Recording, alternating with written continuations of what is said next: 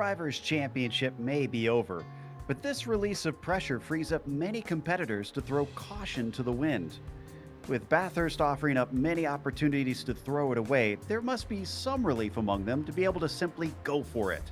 Let's see who fearlessly tackles the mountain as we get ready to watch the Bathurst 500, and you'll see it all live here on the Global Sim Racing Channel and the iRacing Esports Network. Hi, I'm Joe Peak, and with me in the booth tonight is Adam Lindgren and Ryan Jones. Behind the scenes is our director, Sean Crackers Ambrose, and he's using cameras provided by Dougie Beard. Mount Panorama has a lot to take in. Between a huge number of corners and an impressive lap length, newcomers sometimes take a while just to learn the layout. Let's head to our lap guide to see exactly what they're up against.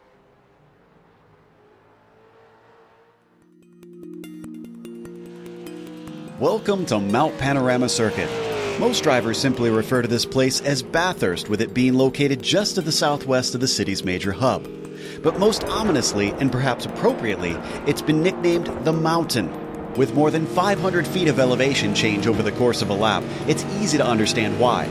Though originally built for racing, it's become a street circuit over time, with the track itself used for regular traffic and featuring residential housing all along the roads. This makes this 4-mile, 23-turn course incredibly unique in the world of racing.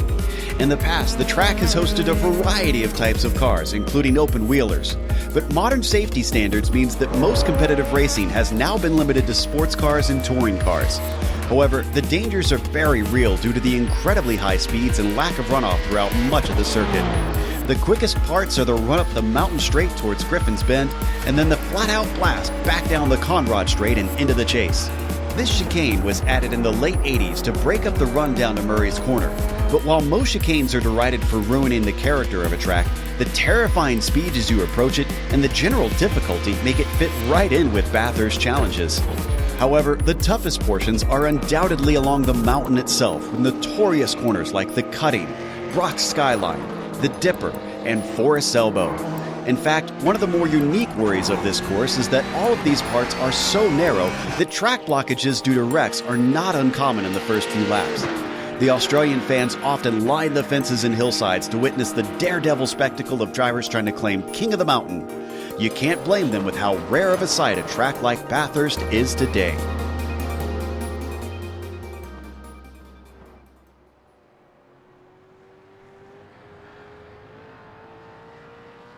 The sights here are both beautiful in real life and in the virtual world, as iRacing has done a great job recreating this place. But Ryan, you feel the most qualified among us to describe exactly what it's going to be like taking these supercars onto this just historic track. Yeah, good evening, Joe, or good morning, my time, everyone watching on from home. This track is so iconic, it's so revered throughout not only Oceania, but across the world. Everyone knows of this place because of Bathurst 1000, which is the event we're replicating today with our Bathurst 500. And it is just the ferocious nature of this circuit, 170 meters of elevation change. And you've got to find a balance. You've got to be either fast across the bottom or fast across the top. You've got to adjust your setup to be comfortable at one end or the other. But if you're slow at the bottom, you're going to get overtaken. If you're uncomfortable at the top, you're going to find the fence pretty quickly. So it's really tricky to find that balance. And in the cars, which in themselves are unforgiving, it is one of the toughest races going. And over the course of almost 3 hours today, fatigue is going to really wear into these drivers. No doubt about that. This has become something of a tradition here in the majors that they've held many of the years, and it tends to be considered one of the toughest of the season. Right now, we are watching qualifying underway, and this is a shootout of the top 10 to try and determine the last places, well, the top places technically, on the grid for the race that is coming up in a few moments' time. They've got a 20-minute open qualifying that they're in right now, with Andrew Waring leading the way. But we have only gotten a few laps in, and there's still a few drivers, a few fast ones, in fact, that we're waiting to get on the board, including our now new reigning champion, Christian Challoner. Yeah, Christian Challoner is struggled to put a clean lap in around this track. Now, when you get down to the bottom of the hill, there's plenty of grass runoff and gravel runoff to dip your wheels into, and that seems to be where he's catching the most problems. He's very clean on the top of the hill. The trouble is on the bottom of the hill, where he just is having trouble breaking into the cutting and especially carrying speed out of there. So that's a little bit of where he's finding problems. But currently, Andrew Waring leading that pack. He's driven it back to the pits and has dropped back and jumped out of the car. And one of the peculiar things about Q3 in these major sessions is that the drivers are not allowed to take a tow anywhere on the track, so they have to drive the car all the way back around and park it in pit lane. Otherwise, they are going to be they're going to have to settle with the time that they have on the board. You're right. They won't be allowed back out on track from there. They're treating it pretty realistically as we watch fourth place Travis Warling try to weave it along the top of the hill and get the most out of it. He's about a second and a half off of our pole time, which sounds like a lot, but Ryan, it's quite a long lap around here. I mean, if you were in his car, would you feel hopeful that you could make up at least a chunk of that? Yeah, so a 2-minute 5.3, that's the benchmark set by Andrew Waring. Now, Soliton International Region, I commentated that split as well. Drivers were quite a way away from their Q1 and Q2 times, where the top 10 was compressed by 7/10 of a second. The gap was much more significant in Q3. There's a number of reasons for that. I think the most notable, Joe, is the track temp. It is sky high. It's 47 degrees Celsius, which I think translates to 117 degrees Fahrenheit. So that has a massive effect on the setups of these cars, which in turn affects the handling and comfort levels, which affects your speed greatly across the top. Ooh, and speaking of the top, Christian Challoner goes to that spot. He's got a 10th over Andrew Waring, who immediately pops back into his car and says, now's the time to see if I can improve. As you are correct, it is 117 Fahrenheit currently on the surface. Challoner continues around to see if he can dip that 205.1 any lower. What's interesting to note is that Christian has mentioned this is not a race, a car, a track combo that he feels totally comfortable. You wouldn't know it by the pace that he's showing right now. You know, his pace is quite good at this point in the race. Andrew Waring on the regular qualifying sheets was about 4.5 tenths up from him in the qualifying Q1 and Q2 that we had going on before this Q3 happened earlier in the week. So Christian Challoner being able to jump up above Andrew Waring, there's a reason why Andrew's going back out there. Steve Driscoll comes across the line. Unfortunately, that lap's not going to count. And my goodness, it's just gotta hurt if you put in like really good time over the top of the hill and dip one wheel off the pavement when you get into the cutting to lose all that.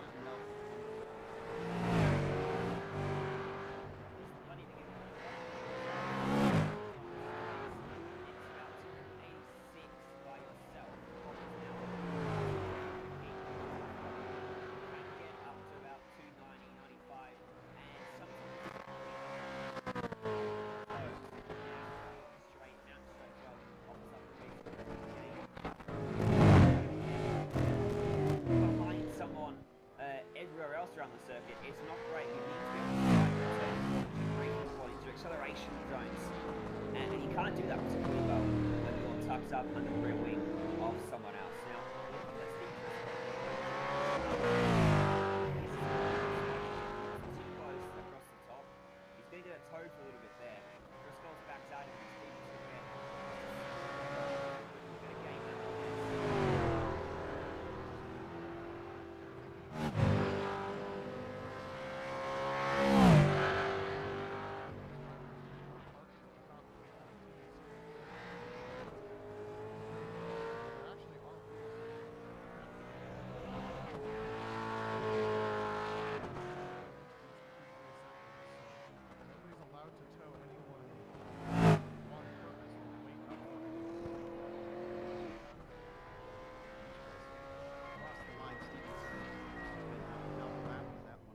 Slow.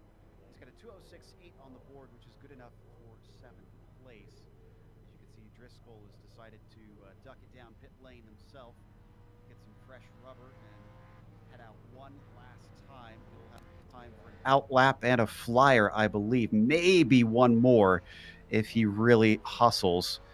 Challoner, who has continued on, has not been able to drop below his 205.1, so he sits in the same position there. This is the driver chasing him on screen. Another of our unorthodox drivers, Andrew Waring, down towards the chase. Noticing a lot of drivers with their first lap being their quickest, but we haven't seen a whole lot of track temperature increase. No. So you'll often find that in these sessions. Go out there and you pump in your banker lap. But often that seems to be your quickest because then you start pushing and you start overdriving the car. And this is one track, maybe more than above any other, where you can't afford to overdrive the car. Is Waring into Murray's corner, the final corner on the circuit. Gets it slow, turned, and gets the power down. There's a 4.993. There you go. Only driver into the fours in this session. Now he's on pole, provisional pole by 0.2 of a second. Here comes Christian Challoner around the final corner. He's going to try and bop himself up there. Let's see whether or not he's been on a longer run than Waring, so he might have tires that are spent. A 35.768, so he doesn't quite have the juice left. I think the hot temperatures are wearing out those tires faster than he was expecting. Potentially let him cool down on a slow lap. As we watch Travis Warling sitting in fifth. He's got half a second just to get to the next car up. That would be Eric Smith, who I'm surprised is in pit lane because he's only 16 thousandths off of Driscoll to get to the inside of the second row. Warling does not set a time. He must have either been on an outlap or found himself a little bit of grass. Stevenson, 207.7 is not going to be an improvement, so we look at Schmeier instead, who sits last of the drivers who have come out here. We're currently missing, I think, Kevin Hill right now. Schmeier, unfortunately, going to stay in ninth that time across the line.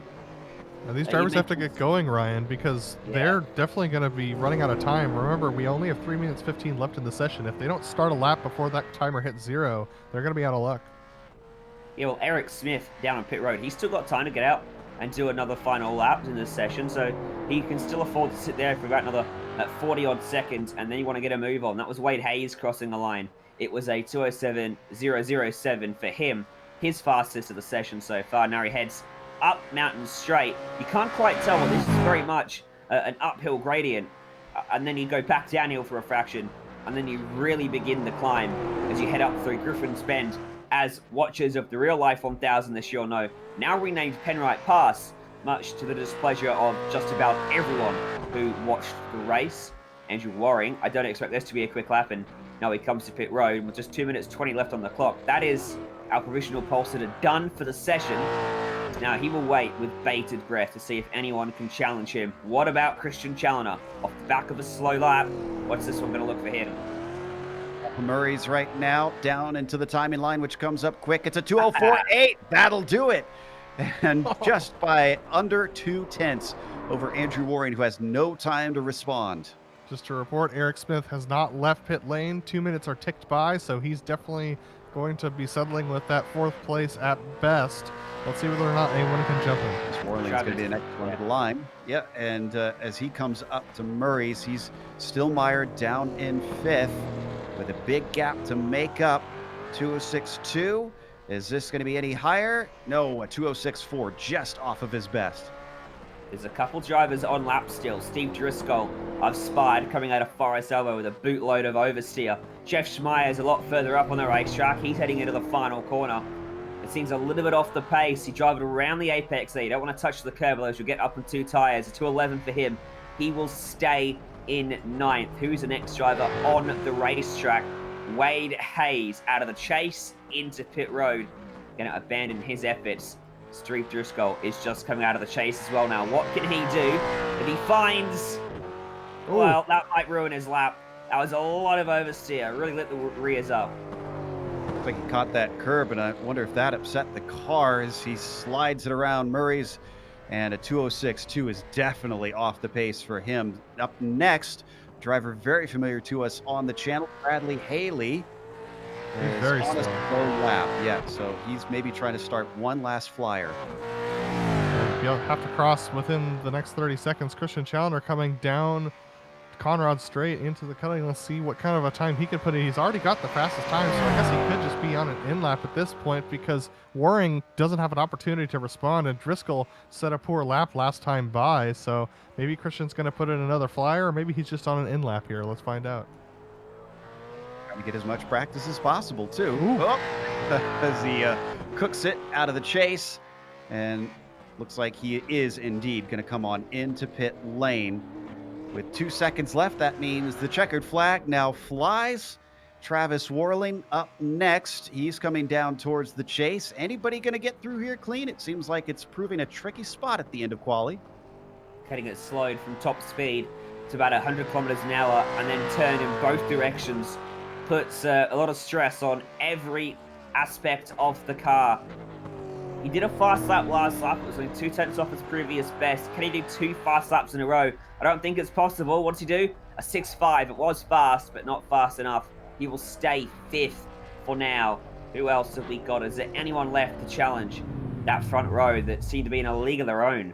Jeff Schmeier's up next. He's going to be trying to get off of the final position in this qualifying. Let's see whether or not he can improve his time. It's going to be a 2:08.844, so that does improve his time, but not his position. I think Bradley Haley can do one more lap because he was across before. He's very slow. Yep. Okay, so that is going to be it for him, and that means our qualifying is over. We'll go through our starting order in a bit, but the grid is indeed set. In the meantime, why don't we take a glance at the big picture and look at some of our championships? Of course, starting with the Drivers' Championship, which, as I mentioned, is now settled. Christian Challenger cannot be reached by Steve Driscoll, who is more than 700 points back. He himself and Warling are in a very tight fight to settle best of the rest, and they are well out of reach of those behind them. Liam Quinn, who's had a good enough season, but unfortunately not good enough to be on the top spot. Still, he's got to be proud of a top 5 here. And how about Brian Barnes? Not only being up in the legend standings, but good enough to be within the top 5. And next up, we have the elite team standings that we're going to talk about. This is led by Kinetic Americas, and while it's not mathematically impossible for Unorthodox to catch them this round, realistically it is based upon their qualifying efforts. So Kinetic Americas, barring any sort of big penalties, should be able to walk away with this team's championship. Dog Bear Red and White are separated by enough that it's going to be a little bit of trouble for those two to try and catch each other, or Unorthodox Motorsports as well. Sector 5 Racing is close enough to Dog Bear White to challenge possibly for that 4th position, so look for that to possibly change in these last 2 rounds. Ryan? Yeah, the Legends standings are reasonably close as well. It may seem like a lot, but it's definitely a attainable gap. Brian Barnes leads by 338 points for Kevin Hill. Remember, 500 points for a win. Rob Gall is 3rd, Wayne Hutchinson 4th, Brian McGreevy 5th. Pretty close for the 2nd and 3rd, and then 4th and 5th battles too. So definitely a lot to play for still in Legends. Now, we'll have the race coming up soon, and to give you a little bit of a teaser as to what you're about to see, here's our race details.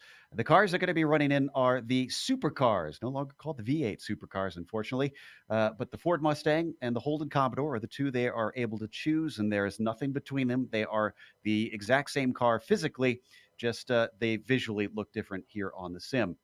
They have 81 laps that they will have to compete. This is going to be close to 3 hours long. We were talking about that fatigue that the drivers will be experiencing. That is why it is open setup in these series, and this will certainly be critical in this car, which is so susceptible to that. And they have an incident limit. At 60 of them, you will be disqualified on the spot. I'll be impressed if anybody is able to reach that and still have much of a car left on them.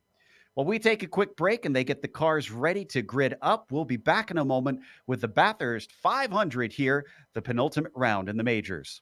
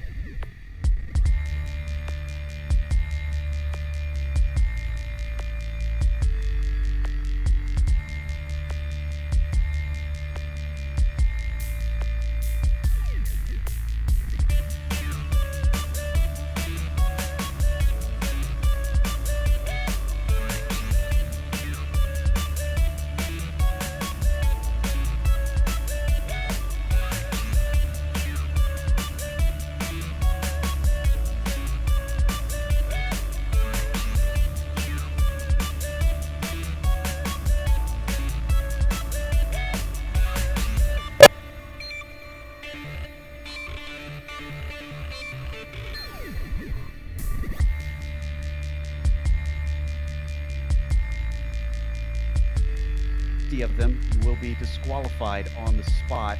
I'll be impressed if anybody is able to reach that and still have much of a car left on them. While we take a quick break and they get the cars ready to grid up, we'll be back in a moment with the Bathurst 500 here, the penultimate round in the majors.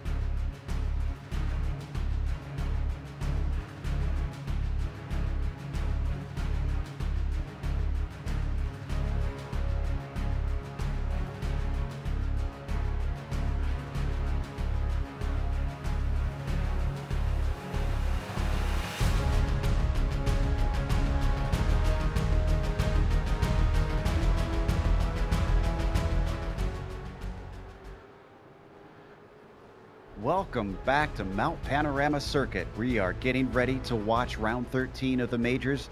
It's the Bathurst 500. And as always, every race here in the majors is brought to you by a special charity. Today's charity is Mission Australia. They deliver homelessness crisis and prevention services, provide social and affordable housing, assist disadvantaged families and children, address mental and health issues, fight substance dependencies, support people with disability, and much, much more. Together, we stand with Australians in need until they can stand for themselves. To find out how you can help, visit missionaustralia.com.au. And of course, the way they help raise funds here is the drivers are allowed to qualify once, and if they want to qualify more, well, it costs them a little bit of money, and all that money goes towards each round's charity. And don't forget also, if you want to follow the racing here today, you can catch it on gsrc.tv, where we'll have all the live timing and scoring of every single car on track, no matter who we're showing on screen at the time. We're just waiting for the clock to tick down, and then we've got the cars ready to grid up here. I'm looking forward to this one, Ryan. I mean, if you are one of the drivers on the grid and waiting for that green flag to drop, are you feeling any butterflies at this point? I don't know, it depends on the driver, doesn't it? It's a long race. It's 81 laps is a ridiculous length. I mean, in the 1,000, there's limits in place that the driver cannot do 3.5 hours in one stint. We're going to be getting close to that number with 81 laps today. So it is going to be really tough for these guys. You don't want to take that line through the dipper because you will find the fence on the right. Going to be a long race. Going to be 3 pit stops required. A little bit of strategy to come into play there as well. Overtaking is going to be tricky for the most part, but it's definitely possible, and this should be an absolute cracker. It always is when you come to Mount Panorama. Certainly is, as we watch a few of the drivers just try and get the last few warm-up laps in as well. And, you know, it's not just the pace out here. We've talked a lot before the race, Adam. Pit strategy going to be an interesting one, since they could have about 3.5 tanks full that it takes to get around here. I imagine that opens it up at least a little bit. There's a little bit of interpretation available for you towards the end of the race, or if you want to take an early pit stop at the beginning stint. But you got to remember that with the temperatures we're seeing, tire wear is going to be more important than ever. And also getting a light amount of fuel for that final stint. So you're going to be looking for those. The drivers are going to want to go as long as they can on those first couple stints, and especially with the absence of a safety car around here in iRacing, it makes things very difficult to try and play different sort of fuel strategies. So the limitations coming in from the weather and from the lack of safety cars is going to mean that these drivers are going to be a little bit more locked into strategy than they would be normally. New dog bear paint scheme. Sorry, go ahead. There, I got. I have a counterpoint to that strategy there, Adam. So I commented on the international one, as I mentioned earlier on. We saw some decent strategy games. Tires, track setups, exactly the same as it was for us over there. Tires weren't that much of a factor. After the initial drop-off, they plateaued out towards the end of the stint. So you could stretch an extra lap or two. We saw one driver manage to extend his stints to 24 laps. But also, during one of your stops, you can stay stationary for 12 seconds less and short fuel the car, because you don't need 3 full tanks on each pit stop. So normal pit stop is 42 seconds. You can do a 30-second stop in one of your pits today. When you take that is crucial. It was a case of short fueling on the second stop for our eventual winner that gained him the lead of the race, while the runner-up short fueled on the final stop and lost out on track position. Well, speaking of track position, let's go through our starting grid as the cars are hitting it now. Christian Challoner's on the pole with Andrew Warren starting in second. Steve Driscoll will be P3, and Eric Smith starts in fourth. Travis Warling with fifth today, Bradley Haley in P6, and then Mark Stevenson starts seventh.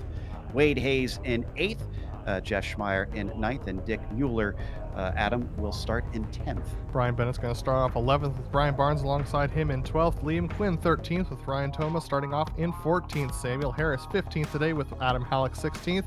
Nick Kuhn, Brian McGreevy, David Warner, and Lionel Calisto round out your top 20. Starting off 21st, Austin Espedy, William Fletcher next to him, Scott Corbin, Lynn Kitchlow in row 12, Mark Herzog and Wayne Hutchinson 25th and 26th. Ryan Steele, Bob Beltrami, Jason Wallett, Brett Tozen, Jimbo Pfeiffer, and David Holger, 32 cars for 500 kilometers at Mount Panorama. And it is a standing start, as is traditional in this real world race, as the drivers are going to be revving soon because the lights are up. Green flag is out for 500 kilometers around here at Bathurst, and Christian Challenger is leading down into Hell Corner. Andrew Waring following him behind, doesn't challenge. In fact, it's pretty single file for our top runners. One driver off course in the background. Otherwise, it looks relatively clean. Another driver being David Warner, who went off in the background. We have another driver off, that's Brett Trosen, who's in the background, also off track, and a couple drivers who started in the pits, but otherwise a fairly clean start. But as we head into Griffin's here, things are going to get more complicated. We already have a car off in the wall. That was Mark Stevenson. And a change for the lead as Waring was able to overtake Challenger into Griffin's Bend. Already he's got the needed track position as they hit the cutting for the first time and really start to climb. It was a poor start for Eric Smith. He lost 2 spots off the line. He was trying to come back at Mark Stevenson inside line for the cutting. Because he was on the outside, Stevenson did not have the grip he expected, and that's why he fired off towards the tyre bundle. He might have got away with it. He might have just kissed it. Don't think there's going to be too much damage to his car, but fantastic move from Waring. And the top 3 are still nose to tail as we head down the mountain for the first time. The mammoth drop through the skyline and the S's, and then the dipper, the left front, picks up off the racetrack, and that was wide, just gets away with it. So they now come into Forest Elbow looking for that critical run. Can Challenger try and challenge back on Waring? Oh, it doesn't look like the best of exits for him as they start to pick up speed. It is basically a lone kinetic racing car amongst a sea of unorthodox drivers who have just locked out the top of the field today. Like Christian's used to this kind of fighting, and track position is so important, so if he has an opportunity, he might take it here. But look at that, a nice cover up there from Andrew Waring on Christian Challenger. Christian starting to lose a little bit of touch from Andrew, takes it a little bit deep through the chase, a little bit loose as well on the exit of the corner, but both Andrew and Christian with some great pace over Steve Driscoll and Travis Worling. So far, so good, as I'm keeping an eye at, we were watching everybody come through Murray's, but I was making sure that the chase saw everybody get through successfully, and they did, which is impressive on the first lap when everybody's just getting used to things and up to temperature on the tires. Meanwhile, look at the run from Christian Challenger off of Hell Corner, and could he pull one right back on Andrew Waring? He's closing in, but he's being forced the long way around. Andrew holds the middle of the track, starts to squeeze him back as he wants to open this up as far as possible. They head side by side into Griffin's Bend. Somehow Christian manages to hold on to it. That is a rare feat. He's going to have a nose in, but he decides better of it now that they hit the cutting. He could have got on with that there at the cutting. He'd done the hard part going around the outside of Griffin's Bend. The onus was on Waring to back out, not Challenger, but he errs on the side of caution, and we continue on with both of them still in the race, but Challenger then showing plenty of pace and plenty of grip to stick that car on the outside of Griffin's Bend. Wonder if the tyres are still just coming up to temperature a little bit, and that may have played a part as we go past McPhillamy, one of 3 very popular camping spots on this racetrack at the top of the mountain. Back down the hill, and the top 7 are all well within distance of one another. Dick Mueller is the last one in our first line of cars. Not really much distance being put between our leaders currently, so one slip up could be costly. And as they head back down onto the Conrad Straight, things getting a little bit more spread out than they were last time. Christian Challenger doesn't quite have the advantage on Andrew Waring that he did in the draft. He is pulling a little bit more than Driscoll is behind him. I don't think he's going to be quite close enough for a move as they head into the chase this time. Doesn't look like it, even though he closes in under braking. Now climbing back up over the crest and down towards the final turn. Everybody's already pushing hard in this nearly 3-hour race, and they come to complete lap 2. Christian keeping the pressure on. Waring can't do much to get out of line here because it certainly looks like 37 is ready to take advantage of anything. Now, there's a decision to be made here. You can save fuel. It's a 23-lap stint you get out of these cars. You can go 24.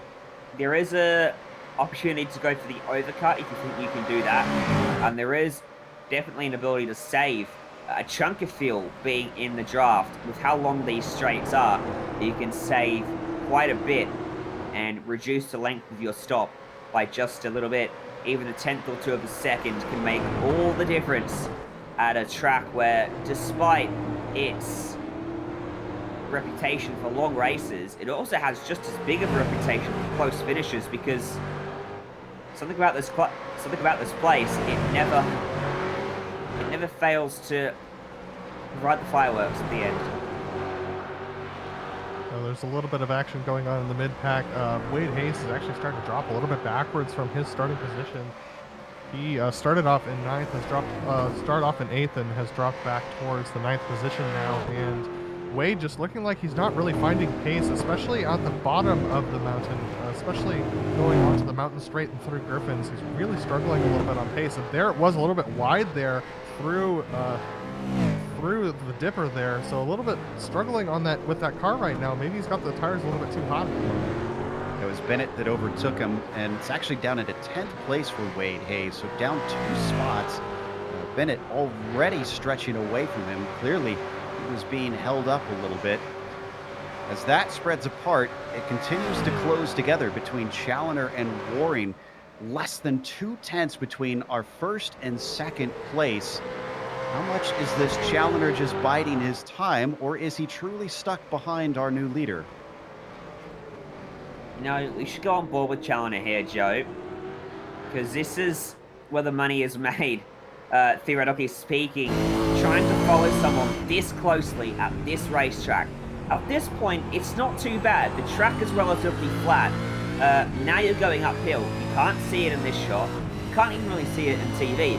But I was very much corrected yesterday. Sorry to break away, Ryan, but we have a big wreck in the back of the field. Ryan Tama, Austin Espedy, and I believe Scott Corbin were all involved. Oh, we can't go to it for now, because right now the battle for the lead is on once again.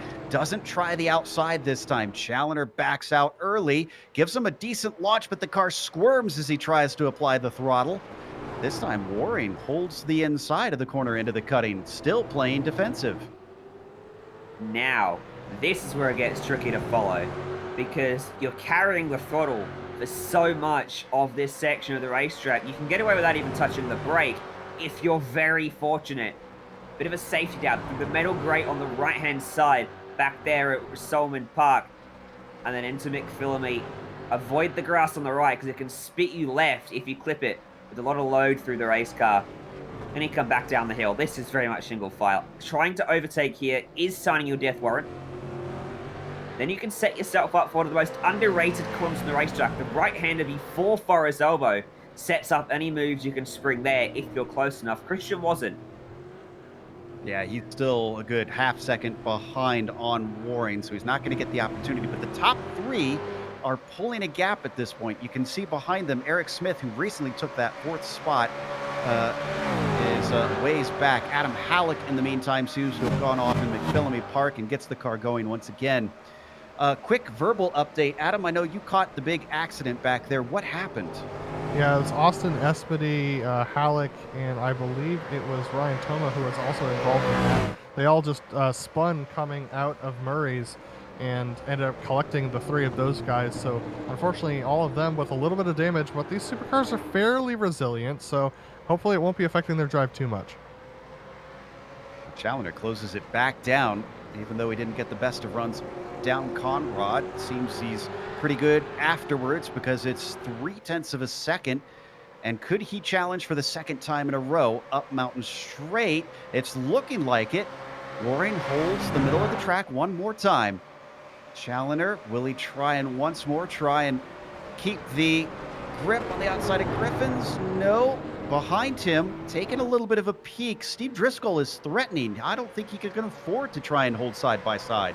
He's got to be careful now. Every time he looks at Griffin's Bend, if Driscoll's closer on the next lap and Challoner tries to cut back like he's been doing, he could find at one point that Driscoll gets his car alongside him. So he's got 2 team cars working against him. And if they're smart, Waring and Driscoll, they could shuffle Challoner back to 3rd here. But this is interesting. I think the slowest of the 3 is actually the one leading. Certainly looks like he's plugging up the spigot as they head over Skyline, down into the Dipper one more time. Let's see if anybody can maybe pick up a little bit of ground through this twisty little section as they drop elevation corner after corner and into Forest Elbow. Doesn't look like any one of them is finding an advantage, but a little bit of a slip up from Driscoll costs him time off of that final left-hander as they now pick up speed just when he wants to be holding on to the rear wing of that 37. And, Challoner's actually pretty close to Waring. If this was later in the race, he might be able to make a move into the chase. He's actually going to try one right now. He looks up the inside of the chase on Waring. Waring's just going to outbrake him into that corner, but that was an attempt there from Christian Challoner to try and make a move. Very close stuff for those drivers. Temperatures have been rising, by the way, since the race started. It's up to 120 degrees Fahrenheit as we are getting deeper into the afternoon. So that sun is certainly baking. Watch them come down the pit straight here. Challoner continuing to apply the pressure. Seems to be his strongest spot on the track, and it is, again, the best place for him as he gets right underneath that rear wing, but he won't get as much of a slipstream. And yet again, he's pulling to the side. But it looks like, Ryan, to your point before, I don't think Driscoll is nearly close enough to make this a problem. No.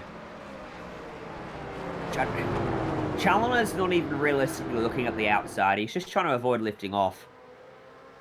But is that really a good idea, Ryan, with the fuel saving that's necessary for the rest of this race? Yeah. I mean, we always harp on about fuel saving, but honestly, it's not necessary. It can save you a couple tenths. It can mean the difference, but you have to short fuel anyway. You're already taking 12 seconds less in pit lane. 3.75 liters of fuel flow going into the car per second. So 45 liters in a 111 liter tank. You're trying to do math here? That's dangerous. Yeah. what I'm saying is you still need 60 liters on that short stop to get to the end. So no matter how much you save, you're still coming in for a very substantial period of time. It clearly doesn't seem to be of concern to Challoner, our new champion. Oh man, that was a poor exit out of Forest Elbow for him. So Waring looks much safer as they get up to speed, 165 miles an hour. As they come up to the chase, 175, 180 miles an hour, 185 before finally slowing it down for the chicane here at the end of the lap. We're only getting ready to start lap 7. That's how long it takes to get around here. Let's look a little bit farther in the mid-pack. We've been paying attention a lot to these leaders, and now that they've separated, Adam, I feel like you've seen some battles in there. Yeah, I've been keeping my eyes on Lionel Callisto. He's actually making some decent moves up the track. Little Train currently in P15, tucked in behind Samuel Harris in the number 2 holding machine that he's got going right now. This DMG United holding machine is actually proving to be quite a handful for him, but he's putting the pressure on Harris, and Harris, both of them actually missed the apex at Murray by quite a bit there. But looks like Callisto has the measure on Harris, and if he can get a good exit through Hell's Corner, he might have an opportunity here. I'm sure this place has some bittersweet memories for Callisto. This is where he won a championship prior here in the majors, and he's much faster down mountain straight. So he's easily able to overtake Harris and move himself up into P14. Harris just lifted off and let him go there. Not a bad call. Callisto's already up 5 spots, and you can make that 6 spots now in this race. A little bit of damage to his right-hand side, bit of paint scraped off, but nothing that should be affecting his performance. So he's made solid early progress in this race. Unfortunately, starting at the back is inevitable. He's 21 seconds away from the race lead. Certainly a chance for a top 10 still on the cards for him if he continues up with this early pace. Lap 7 of 81.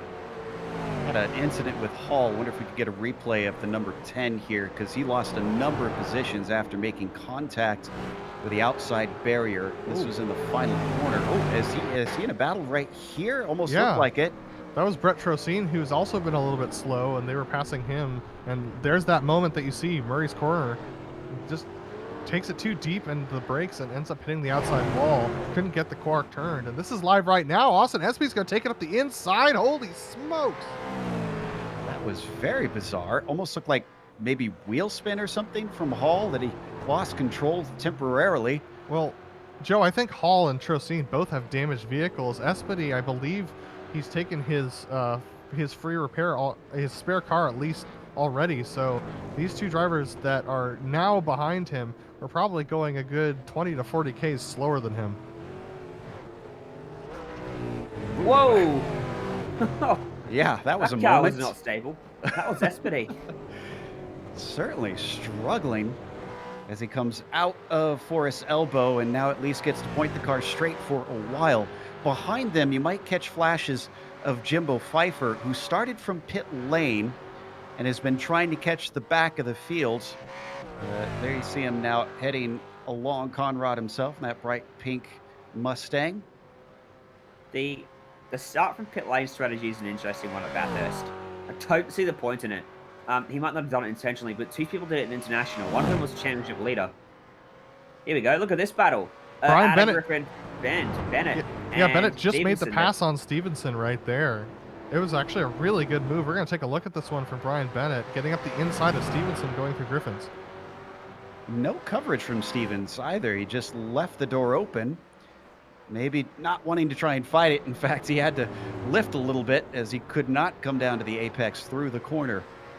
So maybe some drivers already a little bit in survival mode here. Stays with him after that overtake, though. As they take it down through the S's. That's a big mistake. Good catch from the 53 to keep it out of the wall. Oh, that had to be a heart and mouth moment for Mark Stevenson coming down into the dipper and nearly tank slapping it into the concrete.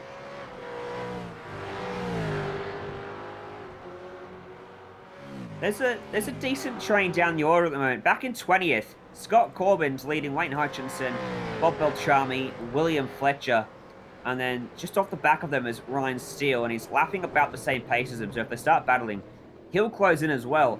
These guys are all up from where they started, so they've all made progress, part in thanks to some of the drama we heard from Adam earlier on in the race. I wonder if there could be a move at the end of Conrad for any of these drivers if they get decent enough runs. Looks like they're all pretty stable out of there. Wayne Hutchinson may be in a bit of strife down at the chase from Bob Beltrami. I don't know if this is your first time watching the Americas region, but Bob, for us, has been lovingly nicknamed the Salami. And looks like he is not close enough indeed, as the Dog Bear Racer is still trying to gain ground on that number 17 as they come out of the chase. 9 laps in, not even close for anybody to start thinking strategy here. So those stuck in this line, they've got to try and do it on the track. A little bit of a lockup from Hutchinson there. Yeah, I think to remind the viewers about is that these supercars do not have anti-lock brake systems like GT3 cars might in a couple of our other series that we watch. So these cars are all modulate throttle and brakes based upon driver input only. So especially with the amount of power and the amount of braking force that these cars can apply, it can actually be really hard to keep this beast of a car underneath you when you're going, especially around here at Bathurst. No traction control either, Joe. I was going to say is Martin Brundle likes to say your traction control and anti-lock brakes are your right and left foot. So as they come up through the cutting, watching that mid-pack battle, haven't missed anything up at the front. And Scott Corbin racing for the Kinetic team, leading the way of about 4 cars. Ooh, and let's go to Christian. Machine, isn't there? Sorry, we got to go to our leader. The 37 has a look to the inside in the chase. Waring doesn't defend, but he's able to still cover him off. That was a ton of inside curb that Christian Challoner took there through the chase. Unfortunately, that's going to lose him a little bit of time, but yeah, unfortunately, that was a decent run that Christian Challoner had, but he was lost about a good half second now at that point. Jeff Schmeier, unfortunately, found himself in the tires out of Forest Elbow, it seems. That lost him a couple spots. I think he's able to get the car going once again. Here's the replay. Yeah, it was a pretty significant hit here. We're going to see it here as he just, that's him going. Dipper, and here he comes into Forest Elbow, and you'll see him hit the outside barrier right there, and it picks the car up off the ground, actually. So, unfortunately, that's not going to be insignificant damage. I believe that was Lionel Kalisto who just missed him there. It was indeed. Good heads up from the number 2 car to get himself out of trouble. That could have gone wrong so easily. That's a shame for Kalisto, because he was working so hard on that lap to stay glued to McGreevy and was in prime position to pull a move on McGreevy down Conrad into the chase, but that little checkup on the exit cost him that spot. I guess he did technically gain a spot though. And all said and done, look at the amount of cars in shot there. 12th place McGreevy, and then back down to 16th place Nick Kuhn. Yeah, oh boy, you're not kidding. In fact, you could almost count Brian Barnes in that group as well. Kalisto, well, he's wasted no time in making up the gap that he lost. Look at this. He's right behind McGreevy now. Can barely see over that spoiler as he tucks it underneath. Coming through McPhillamy, loses a little bit, hitting the curb. Now they plunge back downhill one more time. You know, and the drivers talk about this all the time, but there are 2 different ways you can set up these cars, at least. Well, there's lots of different ways you can set up these cars, but 2 different ways for feel. One is that whether you prefer a snug car or a loose car, and it sure looks like Lionel Kalisto prefers a loose car because he's making speed even with that car getting sideways more and more often. Well, didn't get the exit that he wanted coming out of Forest Elbow. I think, just in case, we might want to check back in on Challoner and Waring. Ooh, Challoner actually taking a look into Hell Corner of all places. He's been good off of this turn, but that's with a free exit. And you can see as he gets pinched, he doesn't quite have the shot that he wants. Still, he'll get the slipstream here, Ryan. Yeah, Hell Corner's a decent overtaking opportunity. We see it a lot. But it does mean you're on the outside for Griffins. He tried to duck to the inside, but Waring is not going to give up that preferred line at all in this race if he has anything to say about it. I think he's going to try somewhere else, man. He's going to try out the chase. It's the only other place he can get this done. Or if he stays glued to him, he could go for one at Forest Elbow. But that spot is risky in real life, and in the sim, it's even more treacherous. It looks like Samuel Harris is actually going to try and make a move on Lionel Kalisto here. Lionel's going to back out of it. This is for P13. Sam Harris caught up to the back of these guys very quickly. And now Brian McGreevy has the company of 2 drivers to try and worry about. Sam Harris with some decent speed. He's going to look up the inside here. No way. Oh my goodness. He hits the inside wall. So holding him off, Brian McGreevy says, "You shall not pass," and retains 12th place. What kind of damage has that put on the left side of the number 42? Hopefully it did not hurt the suspension. Interesting that Kalisto lost a spot in this battle. Especially, as you mentioned, he's had good pace up to now. Harris looks a little bit slow here. He drops off of McGreevy across the top of the mountain. That's not a good sign. Wonder if Kalisto had a look at turn 1 maybe, or the final corner, and that put him on the outside, allowed Harris to get by. Harris could have knocked the engine with that hit to the inside of the cutting as well, don't forget. Yeah, he did actually. Kalisto did take a look at Hell's Corner on Brian McGreevy. Couldn't get the job done. That gave him a bad exit. And Samuel Harris says, wow, that's not how Kalisto gets extremely loose exit in the corner. But now, because of them being held up on the top of the hill by Sam Harris, this has brought Jeff Schmeier, Nick Kuhn, and Brian Barnes all back into the picture. That was that train that we were talking about a little bit earlier. Everybody's got to be on their P's and Q's in this group. As we're watching this, I'm keeping half an eye on Christian Challoner because he's got another run up Mountain Straight. I'm not sure if he's going to make an attempt, though. He is indeed. So, but once again, it's going to be to the outside as the 37 just can't get that line that he wants on this corner. We've kept the cameras on the battle for 12th as nothing has changed up with the leaders. McGreevy takes it into Hell Corner, and everybody behind him follows. He locks up the right front a little bit there, so unfortunately that's going to make him a little bit slower, but here's the real test of whether or not that top speed's going to be down for Sam Harris. Let's see whether or not Kalisto can gain, but it looks like he's going to be okay, Ryan. He is. I'm still watching the leaders, because guess what's coming up? A lapped car. Now, lapped cars at Mount Panorama are great at the bottom. They can ruin your race at the top. And we're about to latch on a David Hall. You know what? I reckon they're going to catch him just as they exit the mountain. They're just going to get away with it. Lucky, lucky.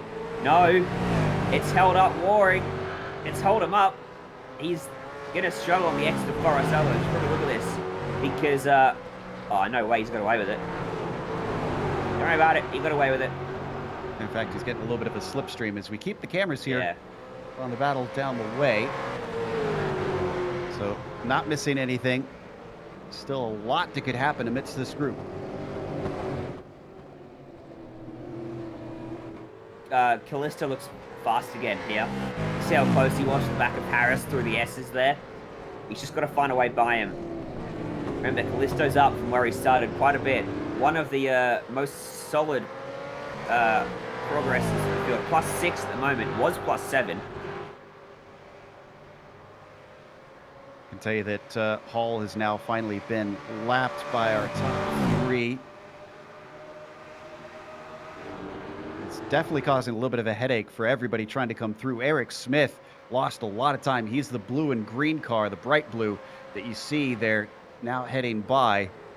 And he was right on top of Driscoll before. He's a whole 1.3 seconds back now.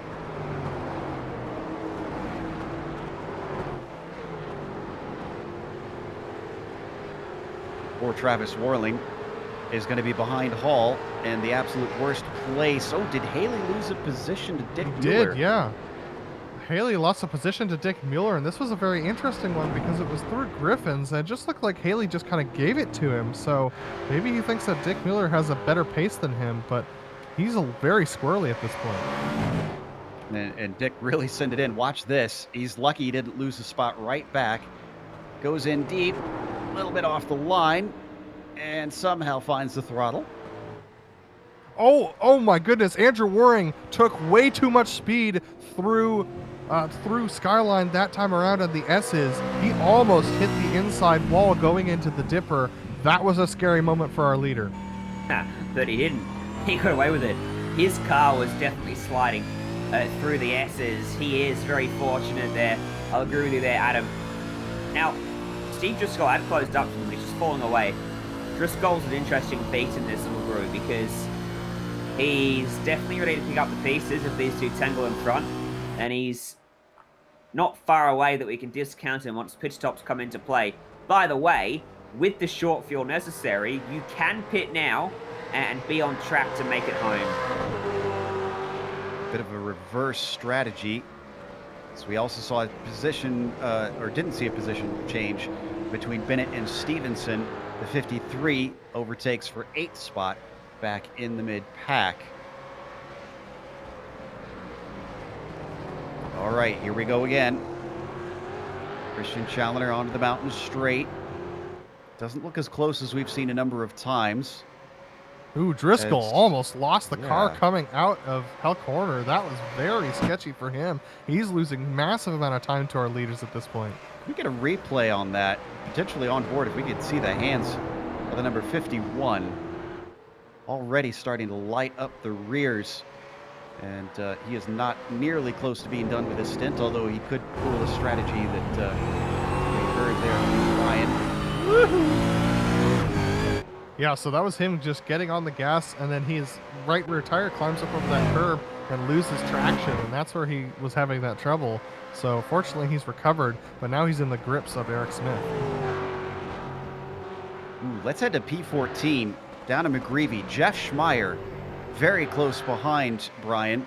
In fact, I wonder if Brian maybe got this spot through Hell Corner. Not going to be able to attack him. Because McGreevy was ahead of Harris and Callisto. Now he's behind them both.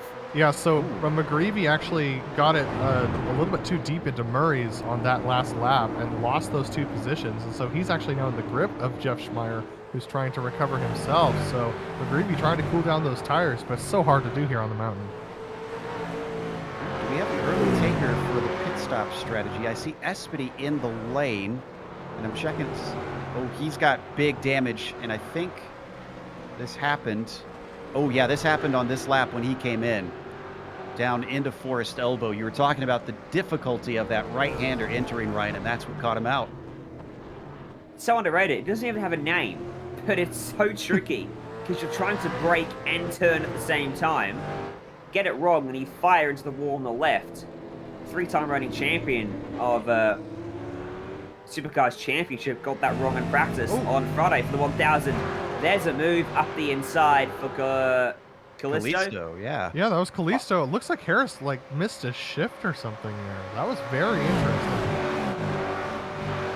Maybe just spun the wheels up a little bit. I'm not sure, but yeah, he was just awful slow off the corner.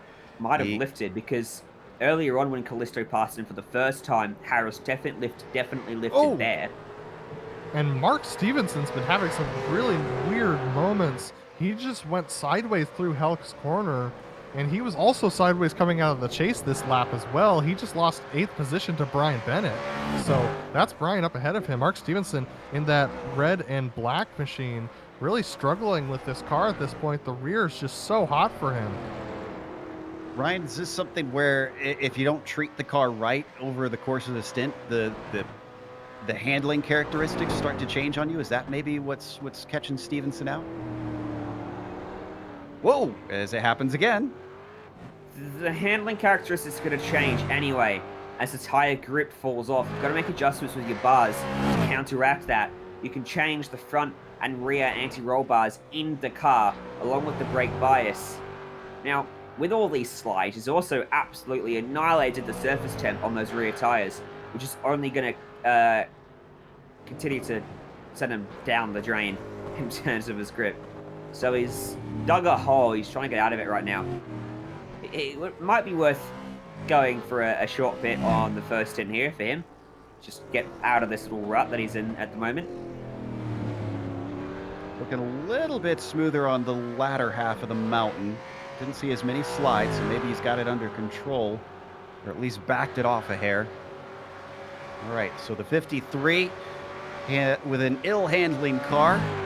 We'll watch and see if he decides to come in here soon. We're not missing anything up at the front of the field. Challoner's not been able to make an attempt on Waring since we last looked at them. It's been holding station at about a half a second, although Challoner setting fastest lap of the race just now.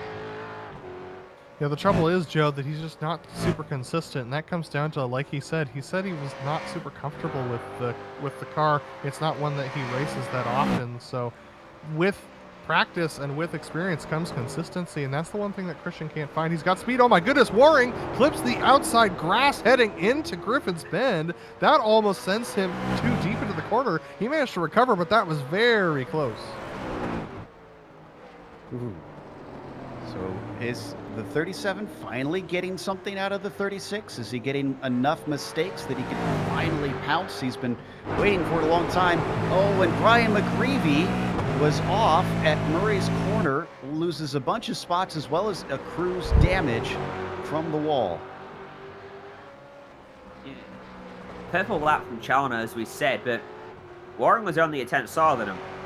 It's not like that purple lap just absolutely obliterated what Waring's doing, so they're so closely matched up there, as there is McGreevy recovering from his mistake now all by himself on Mountain Straight. Back to the front. Another lap car you just saw flash by as well. They'll catch him soon. That's Austin Espedy. By the way, I think the tires are seriously going off at this point. I saw Pfeiffer with a spin, Lynn Kinchlow had a problem, and now Jason Wallet as well. That is 3 or 4 cars within a single lap that have had offs or trouble, all of their own doing. Yeah, Yes, but we just saw the fastest lap of the race. Here's the thing, though. Andrew Waring's front tires look like they're starting to fall off as well. He's locked them up a couple times over the top of the hill, especially going through Skyline and lining up for the dipper. He locked it up. He managed to get control of it again. But Christian Challoner, I think the brake bias is starting to tend a little bit forward naturally for these drivers, so they're going to have to back it off themselves for sure and adjust those bars like you said, Ryan. But if they're not keeping up with that, the car's just going to get worse and worse for them. Oversteer on the exit for both drivers and a bit of the grass for Waring. Challoner's found a rejuvenation after being slightly off for just a couple of laps. Inside's open. Does he take it? Oh, he tried, but he couldn't get there. noticing the exact same things, that the cars are looking a little bit on edge here. It's up and over the curb. Waring somehow averts disaster and keeps out of the wall. Challenger could have something soon. The only thing I worry about here, Ryan, is he's got to be careful that he doesn't get caught up in whatever might take out Waring if he makes a major mistake.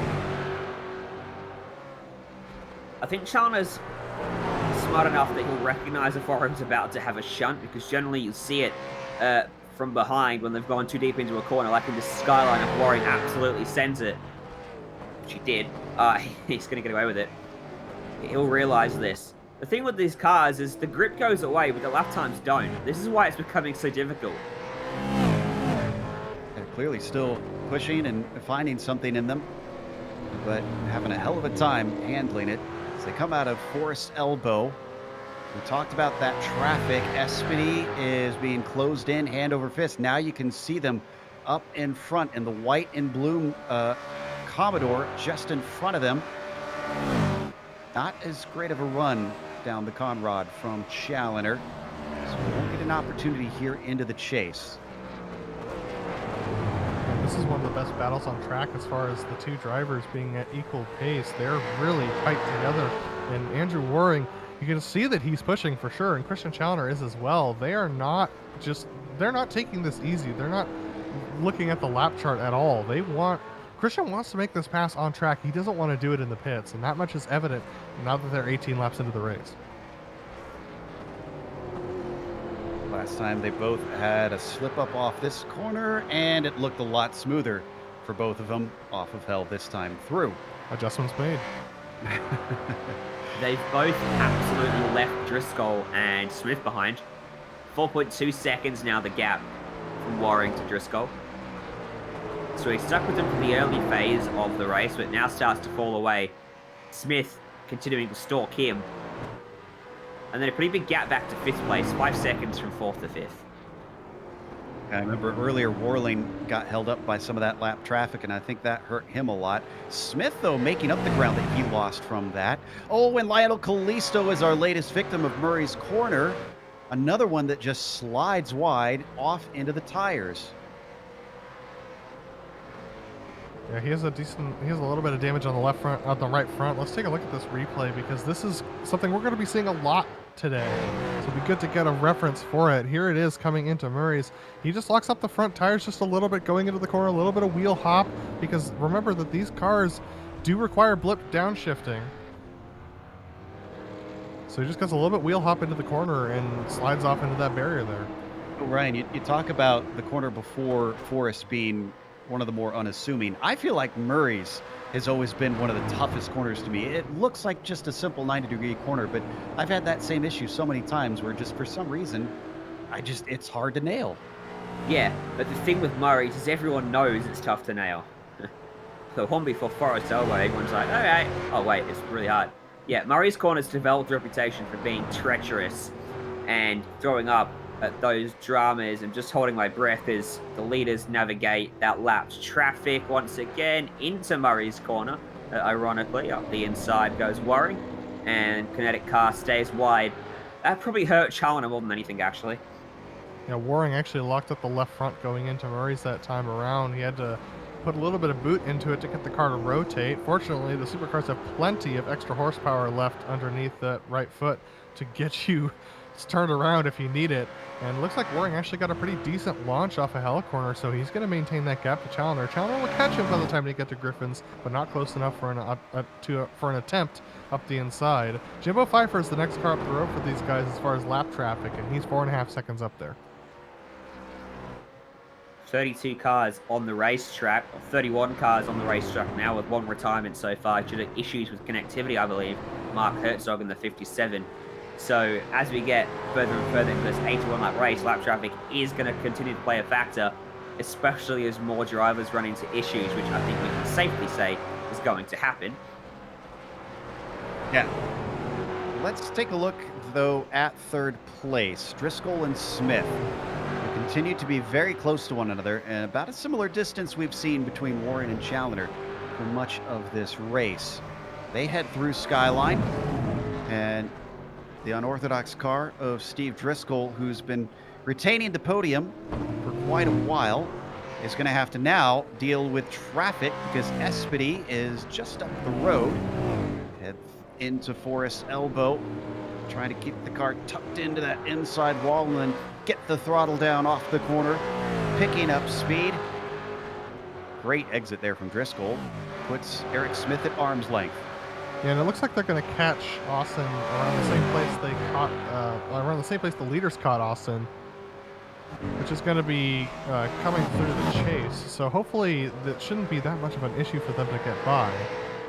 Here we see Driscoll and Smith navigating the chase. Smith very loose, coming through the left-hander in the chase. That was a scary moment. He's able to recover, but Steve Driscoll and Eric Smith are going to catch Austin Espedy. We got to take a look at our leaders because Challoner is once again showing himself in the mirrors of Waring. I'm starting to get the sense that Christian is regretting losing the lead at the start of this race. He has yet to be able to take it back from Andrew. Oh, he's got a good shot here. Andrew's going to force him around the outside one more time. The kinetic car has not been able to make this stick, but now he's not under threat like he was earlier in the race, and still nothing doing. I'm not going to say that move's never going to work, but it's a rare moment when we do see it work in real life or in the sim. There's just too little grip out there. The crown on the road falls away, and you just lose any opportunity to keep turning that car in, and you end up just burning up your front tires trying to make that work. Did you see how close to the wall that Waring got coming out of the cutting? He was just about a paper's width from brushing against it. So he's definitely hustling it. He's letting Christian push the pace here. And we heard Ryan say earlier that there will be problems. I just hope it isn't the 336 that suffers from it. Or the 37. True. Because this is a great fight. They seem evenly matched, to be fair. There's parts from the track where Waring is pulling, and then the other parts where Challoner's fighting his pace. Unfortunately, his pace isn't quite good enough to be able to actually pull a move. Yeah, it's so hard to find such a good fight like this. Oh yeah, you're right, Ron. Here we go. Got a fantastic run. Lift off, duck left, late braking. Got to get there.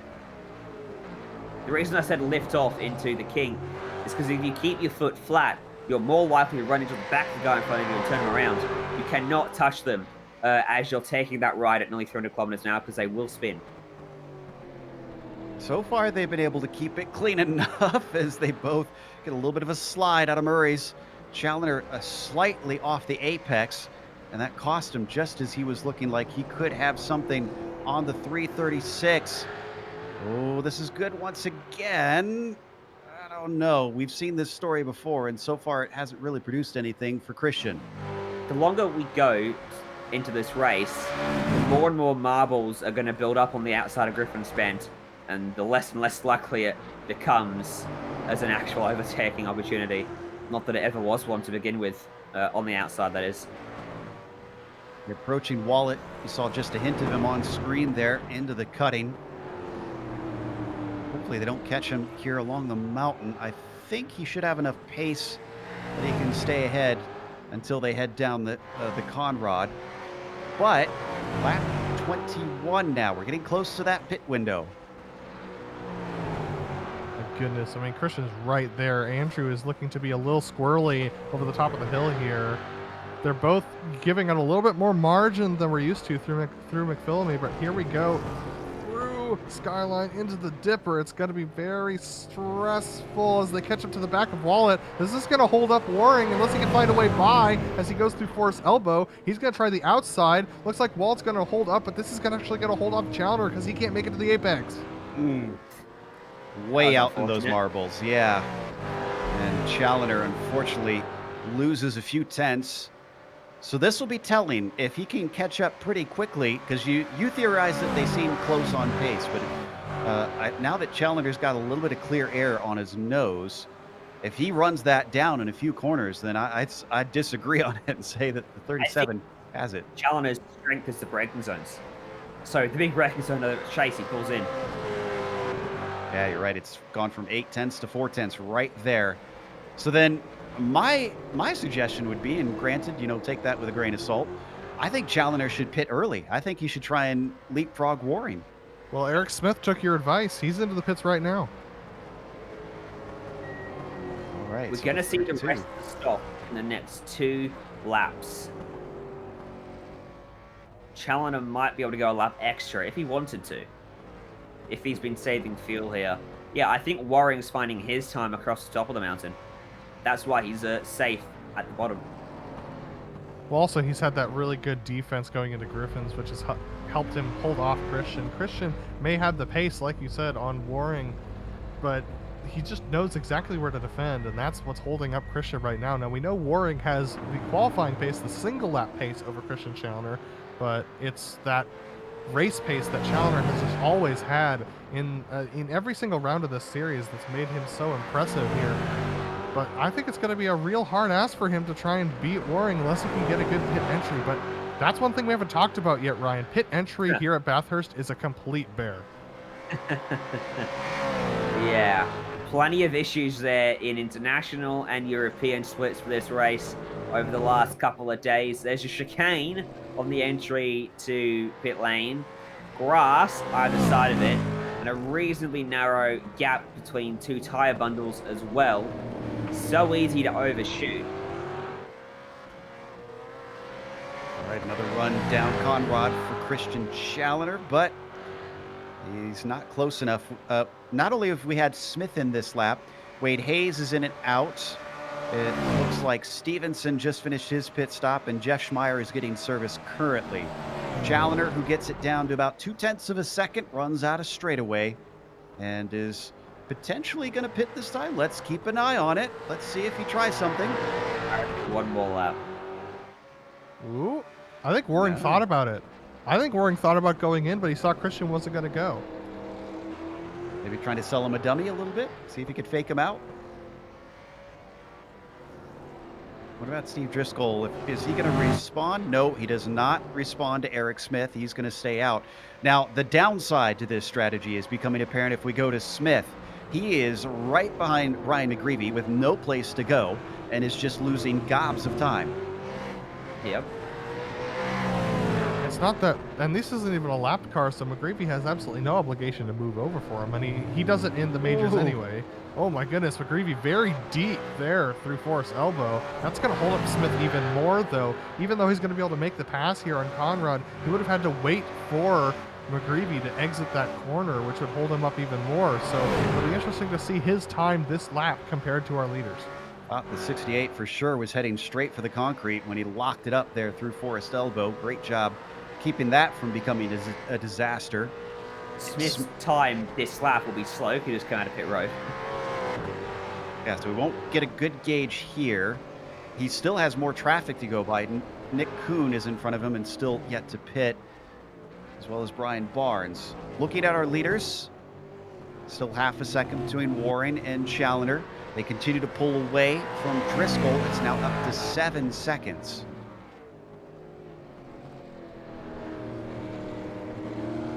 All right, so I think we'll see at least one of these guys in this lap.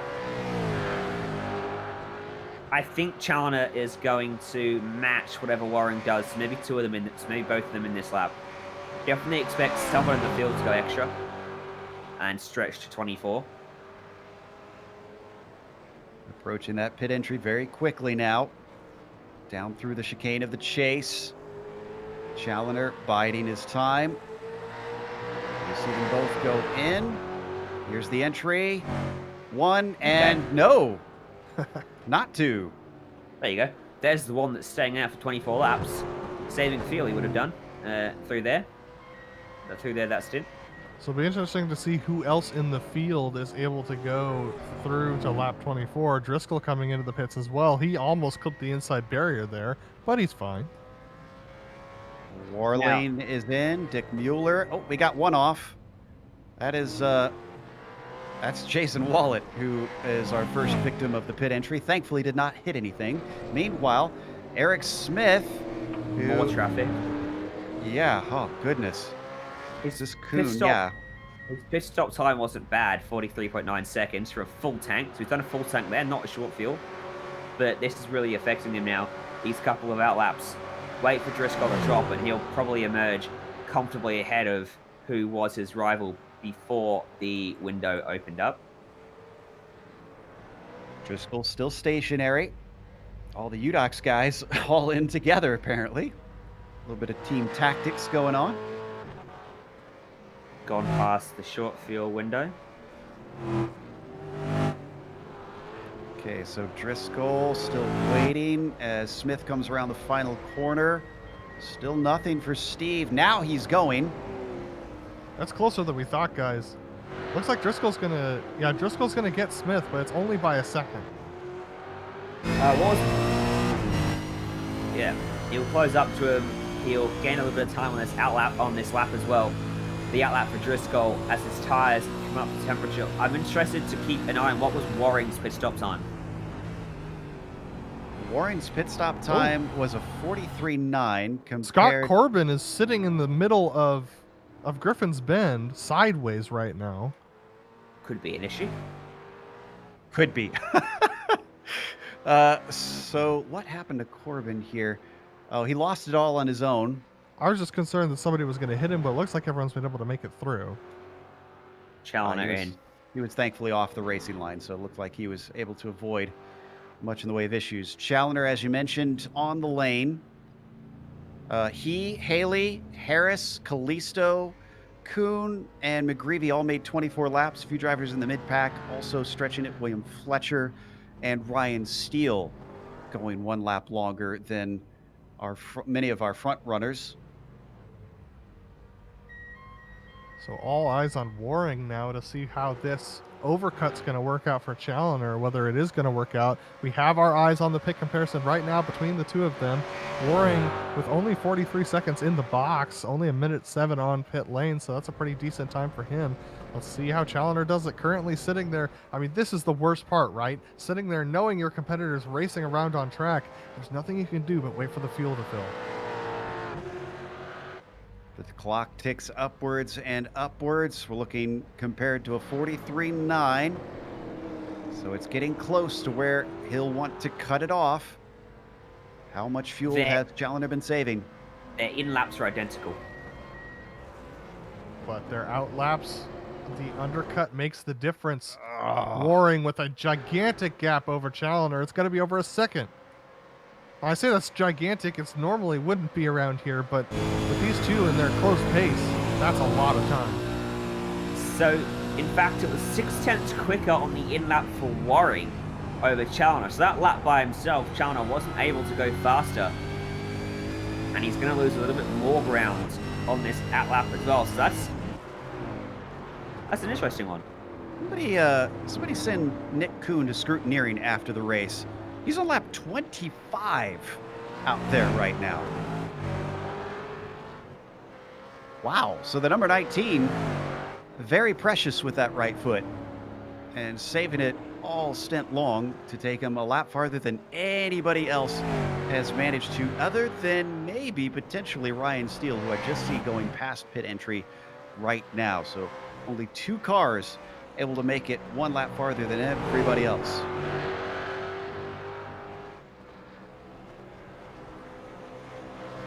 By the way, Challenger has actually seemed to have lost a little bit of time on this lap as well. It's 1.5 seconds. So is that potentially maybe getting the tires up to temperature here?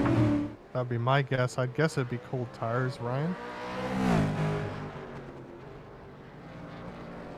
Well, we'll try and suss that out as we let our last two cars come in for a pit stop. We're going to take a quick break here on the Global Sim Racing channel. We'll come back with more to go here in round 13 of the majors. It's the Bathurst 500.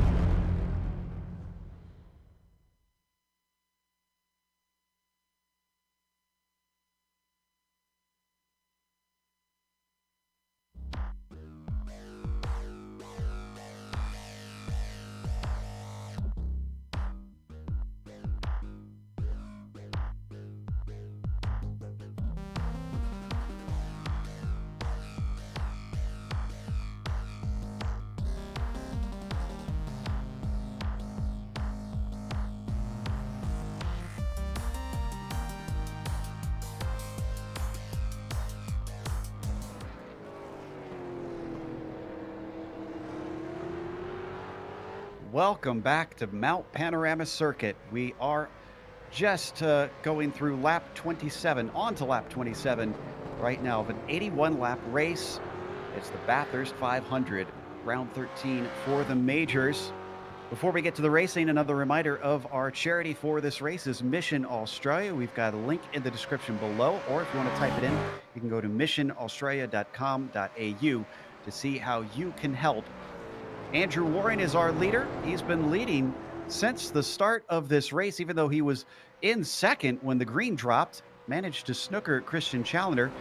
And Challenger's not been able to do anything to get by, whether it's passing on track or trying to use strategy. In fact, he's had to reel back in time after his strategy seemed to have lost him a little bit of that gap on track here. Adam? Yeah, I mean, but the most mind-blowing thing is that Andrew Waring last lap set the fastest lap of the race at 2:06 flat. Christian Challenger comes in right behind him and sets a 2:05.5. That is an absolutely bonkers time to be doing on a fresh set of tires and full fuel as Andrew takes a little bit deep there once again through the S's, but once again, he makes it, so no criticism there. But Christian Challenger's race pace, especially on these fresh tires, he's maximizing these things. If he can get a good exit here through Forest Elbow, he might have another opportunity. I mentioned the in-lap being 6/10 quicker for Andrew Waring. The out-lap was 3/10 quicker for Christian Challenger. Then, of course, first flying lap back on racetrack. It was a 2:06.0 for Waring, 2:05.5 for Challenger. The stat I want to keep track of, just as an aside, after these first set of stops, 22 cars left on the lead lap out of 32 starters. We'll see how many are still left running on the lead lap in this series when it comes down to the checkers. Could we have a different leader here? No, but Christian Challenger is back where he's been for much of this race, threatening and pressurizing that 336. Ryan, I'm just watching Christian go through Murray's, and I think he's losing a decent amount of time there, around a 10th, just going through that corner. He doesn't get a good exit onto the front straight. And it's a similar thing with Bell's corner. He just seems to carry too much speed through the corner. Is backing up Murray's a good idea, or does that put you in an opportunity to clip that inside curve too much? You've got to be careful backing it up, yeah, because of that inside curve, which he cannot hit. So I don't know, it's all about keeping the momentum up through Murray's and carrying it into hell. You've really got to be close. You've really got to be strong through there. Honestly, if you're not strong, there's not much you can do to fix up Murray's corner. It's a 90-degree left. There's only so much you can do when you can't touch that curve. I will say that Waring has been touching a lot of curves in some dangerous ways, especially out of Griffin's. I've been noticing he lets it kind of bound over that curb and gets close to the outside wall. I'm a little afraid that that'll bite him eventually. So far it hasn't, so keep those fingers crossed as they come through the dipper. And Waring actually looking quite strong here along this portion of the circuit. Yeah, I mean, he definitely looks strong over the top of the mountain, especially into Skyline. He carries the braking so deep into there. I just worry every single time he goes through. He locks up the front tires occasionally going into there, but he seems to be able to maintain that position. And Christian has a great run this time by. Let's see whether or not he makes a move here. It's his best opportunity. He's going to set it up the inside. He's got an overlap, but Waring's going to carry the speed through. A carbon copy of what we saw just about 15 minutes ago. Wow, that's the closest we've seen him, though. Especially in that portion of the circuit, he'll get a second bite down into Murray's corner. Going to try and take that apex away. Clips the curb that we were talking about, and it costs him the speed that he needed.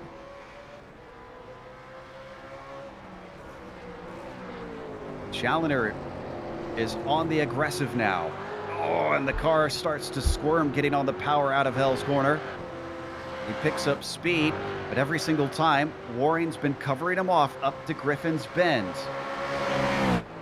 At some point, does he try and squeeze it up the inside? Because there's just a car's width there. Nope, going to do the outside again. And he'll have to retain second place. All this fighting is not losing them too much. Driscoll is about 8.5 seconds back from them, where that fight continues for the final spot on the podium. Smith staying within about half a second of the 51. Yeah, it's Yes. definitely. Go ahead. So, you remember during that pit stop phase there, Eric Smith pitted a lap before Driscoll, but got held up without lap traffic and still came out relatively close to Driscoll. He was closing up over the last stage of the first stint, so I reckon he's got a little bit more pace, but slightly unfortunate where he fed back out into traffic. Yeah, it is unfortunate where he fed back out into traffic, and traffic is the name of the game. If you are going to pit early, that's part of what takes it out of you, especially if you have pace on the other drivers. Now, Christian Challoner lost out significantly over the top of the mountain this time around, just getting it a little bit crossed up as he went through the S's, and the dipper just couldn't quite get the braking down as much as he'd like. A little bit too much rotation through the dipper loses him about half a second there, so he's going to have to recover that. But like you said, that third place battle is a pretty decent one. Smith he doesn't seem to be able to close up to the back of Driscoll the same way that Christian Challoner is able to get to the back of Waring, as they're just now cutting deep into the chase. We've had our first driver with a second stop. I don't think it's scheduled, though. Ryan Toma has been in and off the lane. It is scheduled, Joe, because his first pit stop was for damage, so this is the farthest he could go. His first pit stop was for damage on about lap 5 or 6. So, and it might interrupt our leaders because they're coming up behind him right now.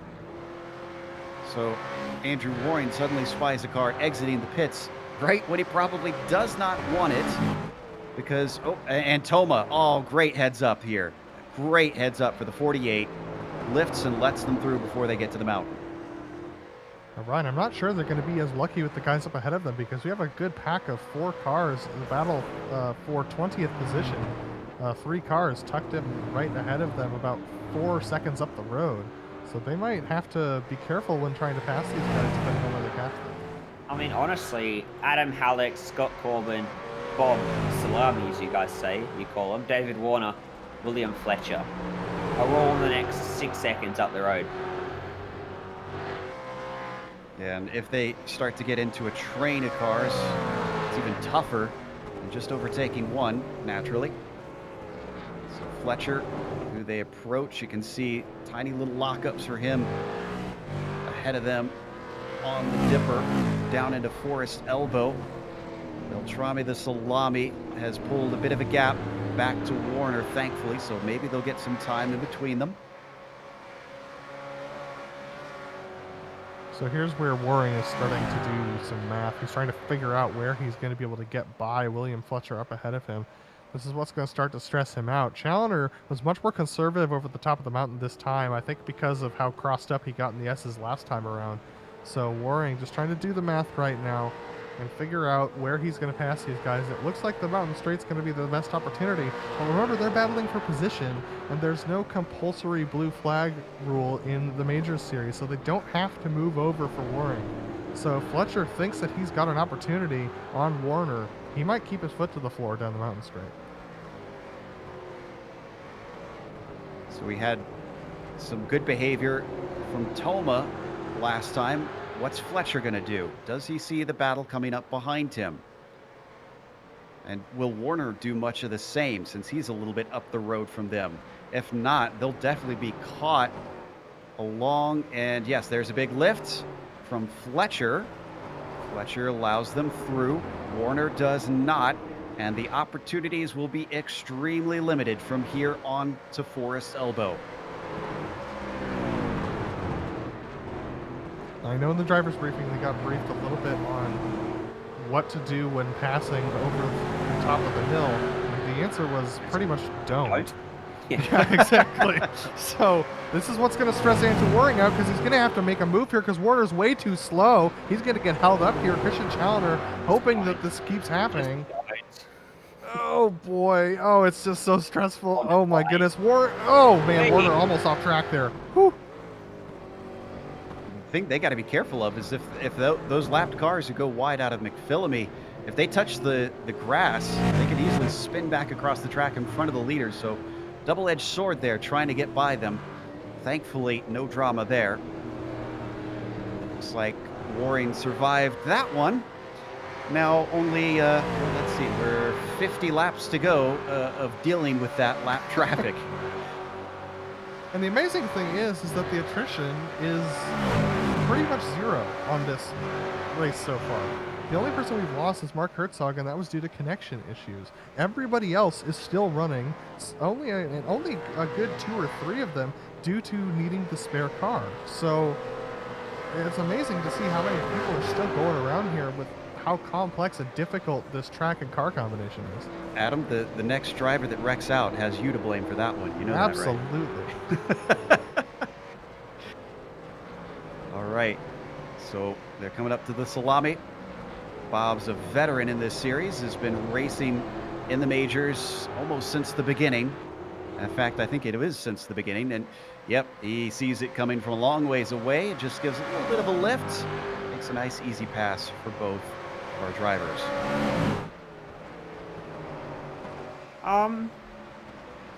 There's some damage on Warren's car, actually. I never noticed that before. Right rear. It's not on the back of the car. It's on the quarter panel between the fender and between the back and the tire, I think. Right, yeah, I can see a little bit of that as well. It's very slight, and hopefully it's not affecting him that much. He does clip the outside wall just a little bit there as he goes through what is sometimes called quarry. We're going to go on board Christian and see whether or not we can see what's going on. Doubt it.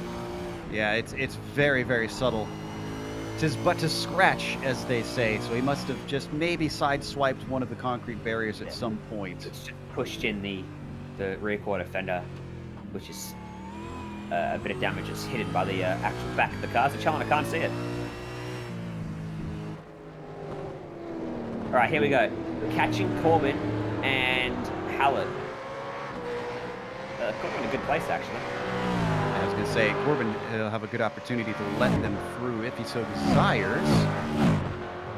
But he has to so desire to, so... I think he's lifting. Yeah, it looks like he's lifting a little bit. Oh, maybe not. He's going to hold him up. Oh, no. Oh, no. Uh-oh.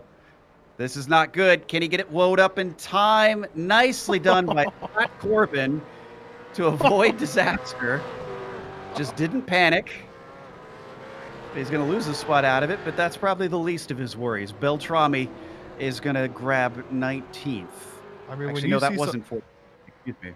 When you see someone go off into the grass like that, your heart goes in your throat, because there are so many times in real life and in sim racing where we've seen someone, or we've seen the leader turn in to the chase and immediately get blindsided by the car off in the grass. That is often one of the scariest moments that you can have as a driver, when you are the car off in the grass, spearing towards another driver, knowing that there's nothing you can do. Well, Driscoll's not getting a good time as we need to watch our leaders, because Stevenson was sort of in between himself and Smith, but now Smith is able to get through. But look at this. That's Fletcher and Warner up ahead of him, along with Toma, all cars that need to be lapped, and they're on the mountain portion. Fletcher lets these two through. Can't do too much more of that up here. I think They're doing their best, Ryan. By letting him go. Did he let Stevenson go by accident as well? Yeah, I think he did. Go Driscoll, Warner. Warner again being caught in the same spot the leaders caught him. Does he run wide at McPhillamy? This time he thinks that's probably not the best option. Look at Driscoll. He wants to go through, but he can't do it. And Eric Smith goes in at the back of him. All of them make contact. They get away with it. How did they not wreck there? Great job by all involved.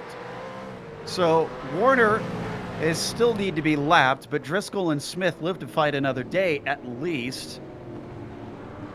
Really hope he pulls off to the side. Oh, and as much as I love this battle, we have to look at the lead, because Christian Challenger has the best run he's had on Andrew Waring all race. He's going to look to the inside as they take the right-hander for the... Oh, my goodness, through the chase, and Waring into the grass on the inside just a little bit there. Christian Challenger still can't get it done. Holy cow. Phenomenal defense. Phenomenal defense from Waring.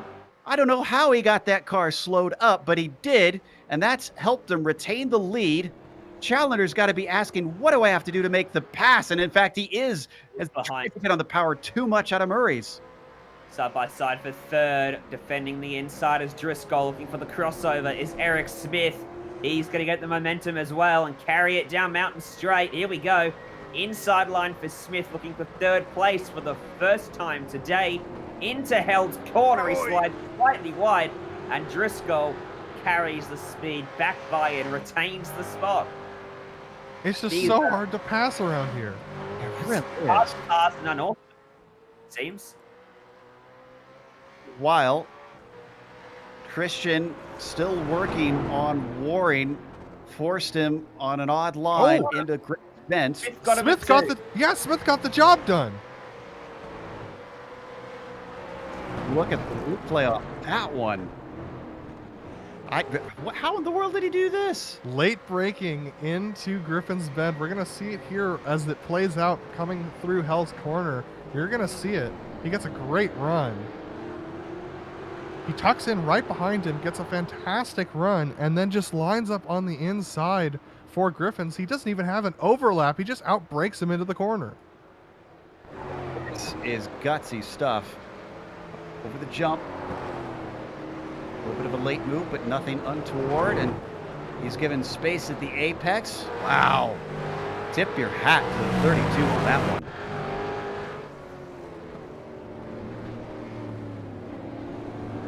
Are we going to get another chance for Christian Challenger, by the way? Yep. Close it in quick. Coming down Conrad. Once again, going to have the outside of the main apex here. Oh, way too far off this time for Waring. Can't get the braking where he wants. They come together. Christian goes around. Waring is slowing. They've got 10 seconds in hand. Oh, heartbreaking right there for Christian Challenger. That was just a little bit of netco that cost him off. Looks like Waring's going to slow up and wait for him. This is going to be a good move from Waring as Adam Halleck blows Murray's corner right in front of Waring. They're going to get going once again, but Driscoll are right there with him now as well. Smith is loving this. Probably not sure what exactly happened, but he sees Christian Challenger ahead of him now. Challenger just behind Halleck, who's a lapped car, splitting himself and the leader, Andrew Waring. Waring's not handed it back yet, but he's given the time back at least. I think just a bit apprehensive about all the lapped cars around them at the moment. Shades of Spa for Christian Challenger right there. Absolutely. Well, he definitely doesn't want to hand it over here along the mountain. He might not hand it over. He might have just brought Christian back into the battle. We'll see how he handles this. But he definitely, like you said, he can't really do it over the mountain. He's got a point to make for staying ahead of him because the move wasn't complete. But at the same time, it might have been complete if he hadn't touched him. Yeah, it's a tough one. Honestly, I'd love to see this just get called as a play on. You're both back where you started in the battle. Absolutely. I feel like this is absolutely fair. What he did is he's taken a lot of curb yet again. Behind them, the lap traffic is massively holding up Eric Smith, so he's not able to take advantage of all the ground that he had gained through their incident. Steve Driscoll, meanwhile. Driscoll's got a side-by-side battle in front of him between Halleck and Toma. That's for position. Together. Goodness gracious, that was almost huge. It's only one car, but it would have been more. That was the and Christian Challenger's got the job done. Christian Challenger has got the job done on Andrew Waring. And I think Waring let that one happen. He did. He had a little bit of a lift. It was basically a copy-paste, and I think Waring, because of what happened last time, decided you deserve that one. So as they come out of the final corner, Challenger finally back up into the lead for the first time since the start of the race. I'm seeing Bradley Haley with a smoking engine. Something happened to the 9. This was a long time ago. This was coming through what is called quarry. He ends up clipping the inside wall and then bouncing off the left side. So that's as an Australian, a diehard fan of Bathurst, I just want to say, what the hell is quarry?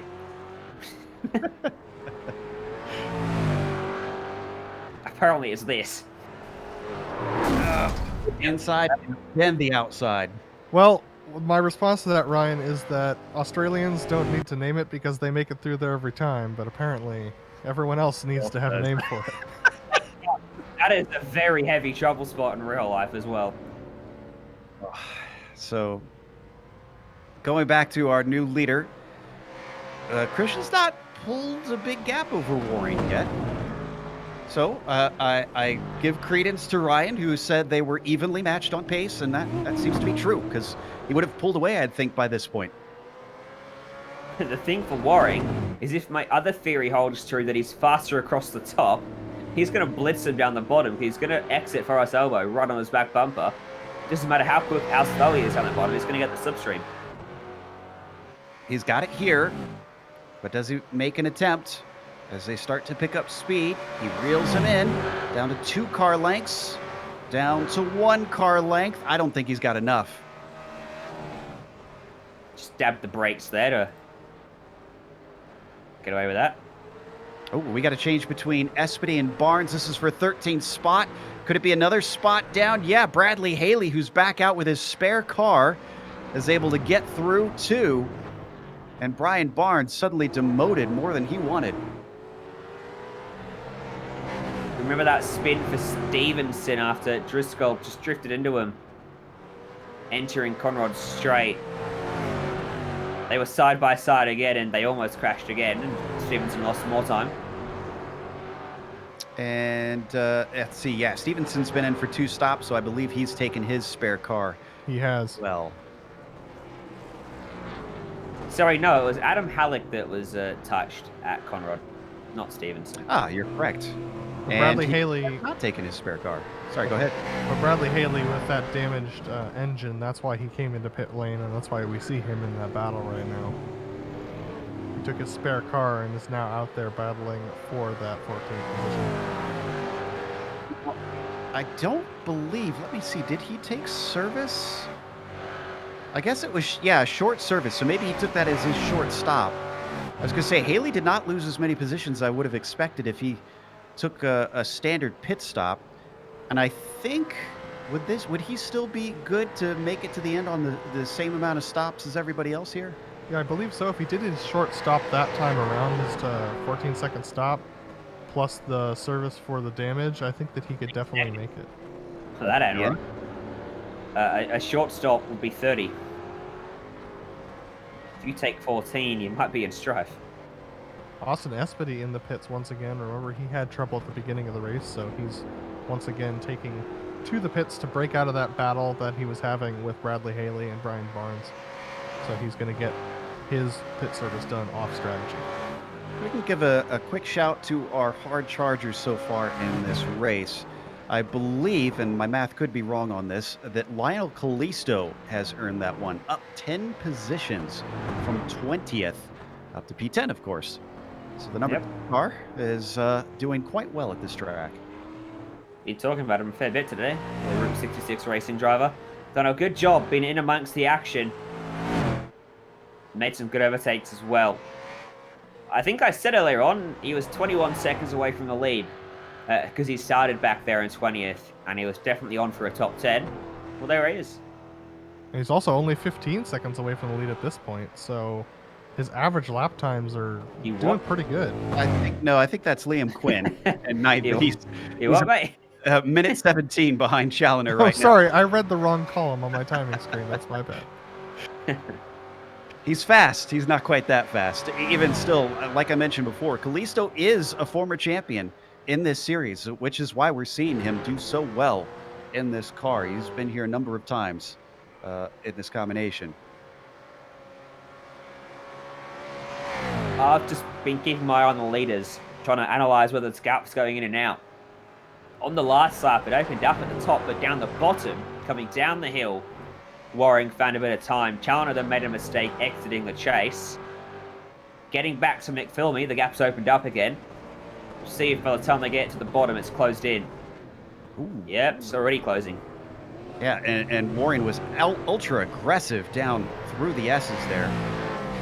He's really taking a lot of curb there as they come up to Brett Trocine, who they're going to have to pass on Should be able to do so pretty cleanly on Conrad. So Trostine pulls over to the left and lets them both by.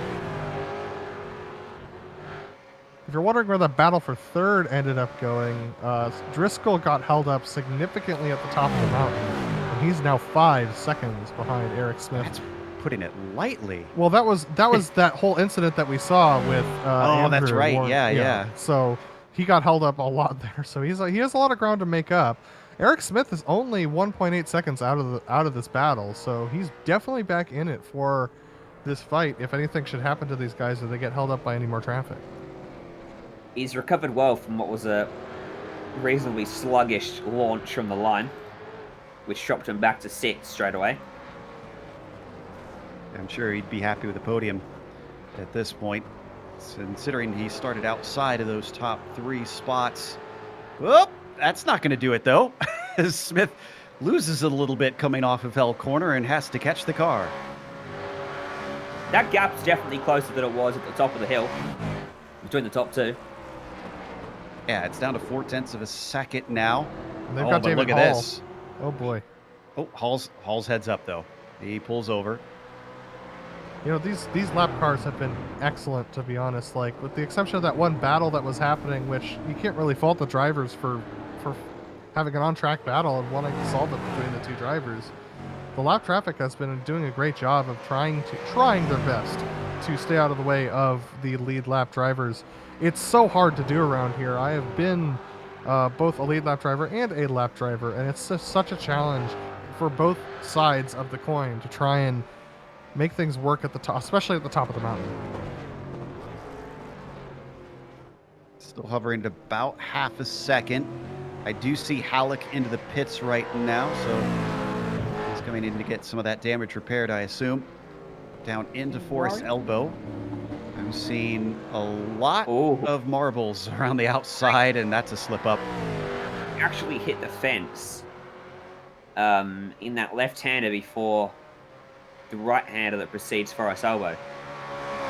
That is where we saw a gigantic crash in 2015 in practice, maybe qualifying. In real life, he's so fortunate to get away with that.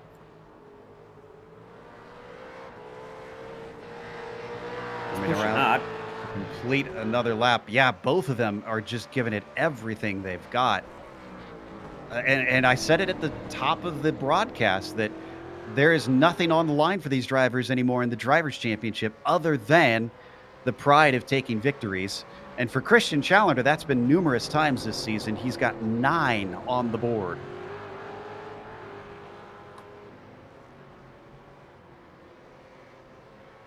It's just impressive to see these 2 guys so close together after what is going to be 40 laps here as soon as they make it over the hill one more time. I mean, this is going to be... We're closing in on halfway in this race, and these guys are still separated in less than a second. And really, aside from pit stops, they have not been they haven't been further apart, even with the pit stops, than 1.5 seconds over the course of this entire race. Yeah, Joe, I saw that too. Warren getting very loose coming off of Griffin's men, hitting that outside wall again. I wonder if that's where he, one of the cases where he got that damage that we were spying earlier. When he gets this close to the wall, just brushes things and scrapes a little bit of the paint off. So we're right on board with the Canadian right now. What's that? He's just narrowing up the car, making it faster.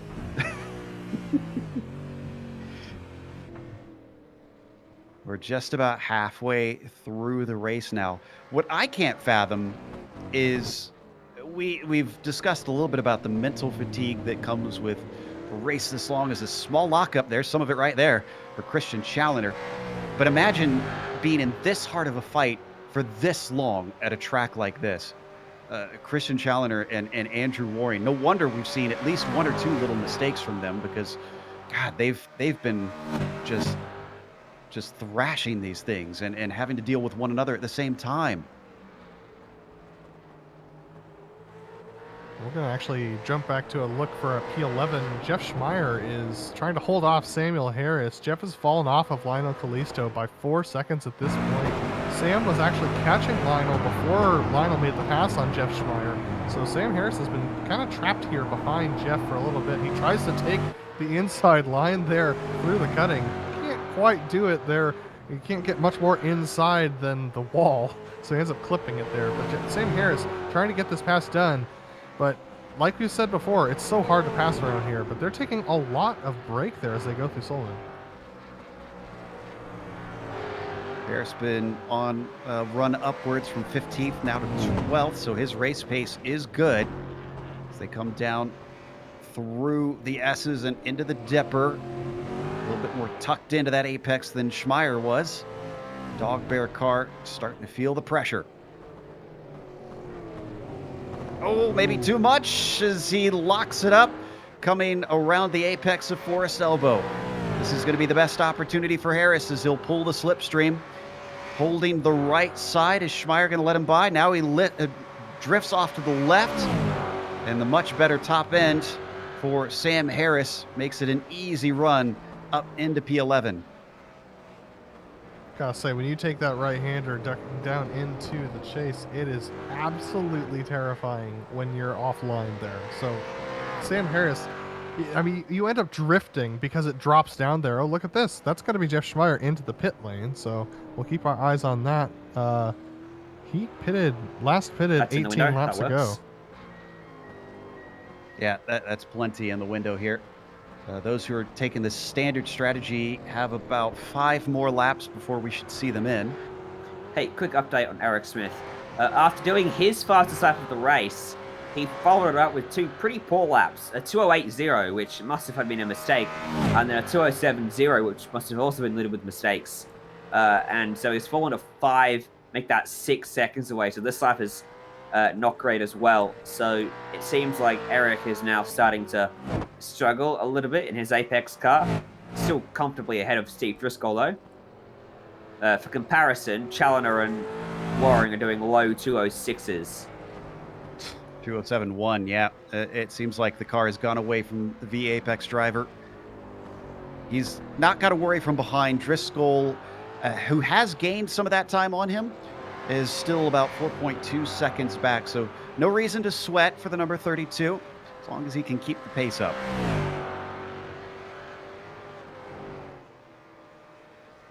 Waring making Christian Challoner keep that pace up. Still within that half a second. And now they've got Jason Wallet in front of them, along with Brian McGreevy. Wallet and McGreevy have been together through a lot of this season. This time, Wallet's a couple laps down from McGreevy due to the damage that he took earlier on. But Christian's going to have to find a way around him over the top of the mountain because Wallet is significantly off pace compared to him. Otherwise, he might be under threat from Waring at the bottom of the hill. Here we go. Yeah, and Wallet has, well, he could have maybe got off there. Oh, he was a little bit too polite. Uh-oh. No. Escape out. Hit the tow button. Jason, he's going to try and get it going. He smashes it into the wall again. Now he's very blind. Walling. There we go. He's gone. Whew. Walling will never know how close he was to disaster there as he came through the S's. Report that Wade Hayes has come in from the 6th position for his next pit stop, a regularly scheduled pit stop. So is Wayne Hutchison and Jimbo Pfeiffer from 24th and 25th. So regularly scheduled pit stops starting now. I kind of wondered if we'd see some drivers trying this strategy. This would split it up pretty evenly, going 20 laps at a time to get through the 81 laps, as our leaders still being held up a little bit. That was McGreevy, who's finally pulled off to the side and allowed his unorthodox teammate to go through. Like you said, Joe, 21 laps at a time seems to be the way that these drivers are going who are pitting now. Last they pitted was lap 21, so that's exactly what they're doing. Up the mountain straight. Orleans not giving this one up. Amazing that we're past halfway at this point, and we have not seen an edge pull out for either of these drivers. They have never been farther than 1.8 seconds apart, other than, of course, them pitting on different laps. That is just stunning. Two different drivers, two different teams, two different models, make of car. Both of them just tackling this mountain with serious aggressiveness as they go once again over the top. Oh man, this circuit is so much fun to drive. This car also so much fun to drive. It's a handful. Don't get me wrong, but it's a handful in one of the best ways. It just feels so nice when you get it right. It just feels so fantastic, and especially around Bathurst, there's no better circuit than what you see the car on in Bathurst. Of course, this car is only going to be around for another year in top flight competition. That was tight. Had to really wind on the lock, got it all wrong, and almost understeered into the fence. That gives Chandler a free kick. This car only going to be in competition in the top flight of Australian Motorsport for another year before the Chevrolet Camaro takes over from the Holden ZB Commodore. The Mustang will stick around, but it will look a little bit different. It'll be re-profiled and re-homologated. Recovering. Wow, go ahead. The recovering Bradley Haley is making a pass on Sam Harris. Sam's actually going to let him go here. So a little bit of a surprise, but Haley's on a very different strategy from Sam Harris. Sam Harris last pitted 18 laps ago versus Bradley Haley, who's in the middle of his stint. Only 7 laps on those tires. Something we haven't really mentioned, although just kind of alluded to just by the nature of this. This is an endurance race. Drivers do need to treat it as such. They've been almost going flat out as Wade Hayes overtakes Nick Kuhn on his fresher tires. So that was an easy run for the 33.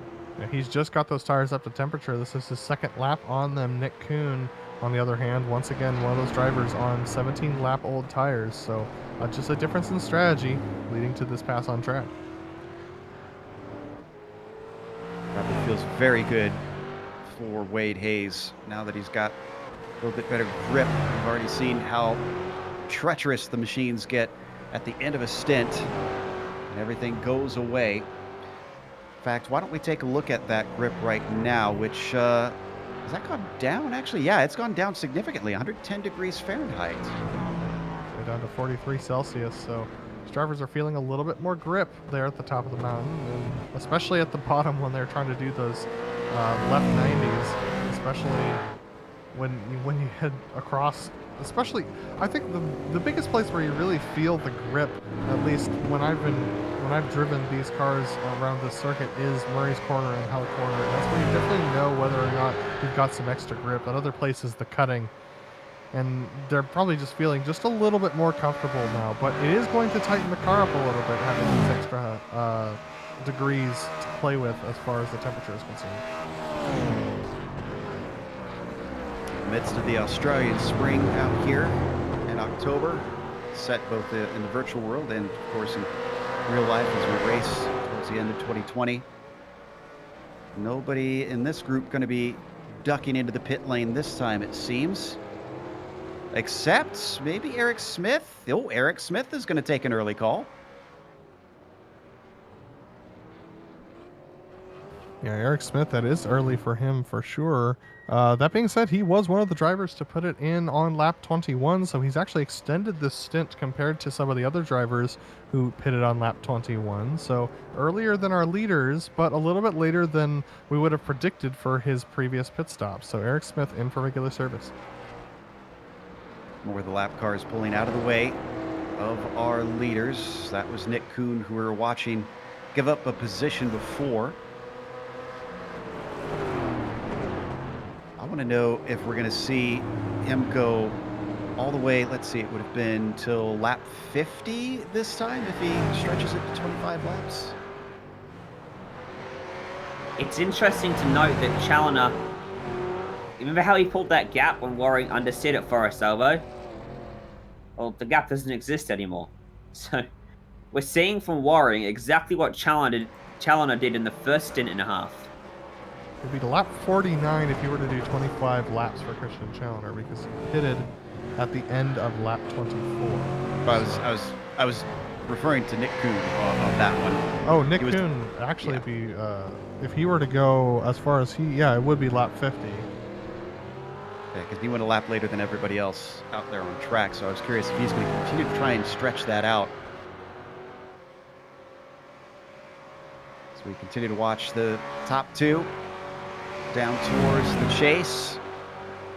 Now that they've had Eric Smith pit, Driscoll is a whole 11 seconds behind, so there is absolutely nobody near the number 37 and the number 336.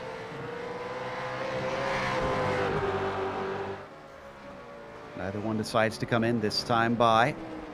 Both are going to stay out, but here's Warren. You were talking about this, Ryan. Look at how close he gets.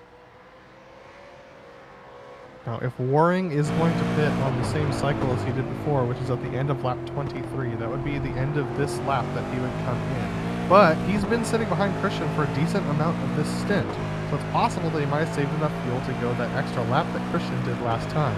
It'll be interesting to see whether Christian has to come in this lap because he's been leading as much, but with the traffic over the top of the mountain, he might have been able to save enough to save that extra lap as well. Things are very different this stint around for these drivers. Here comes more lap traffic. Wade Hayes, the latest one, in 13th that they're now getting ready to lap. Incredible pace from the kinetic driver and the unorthodox driver.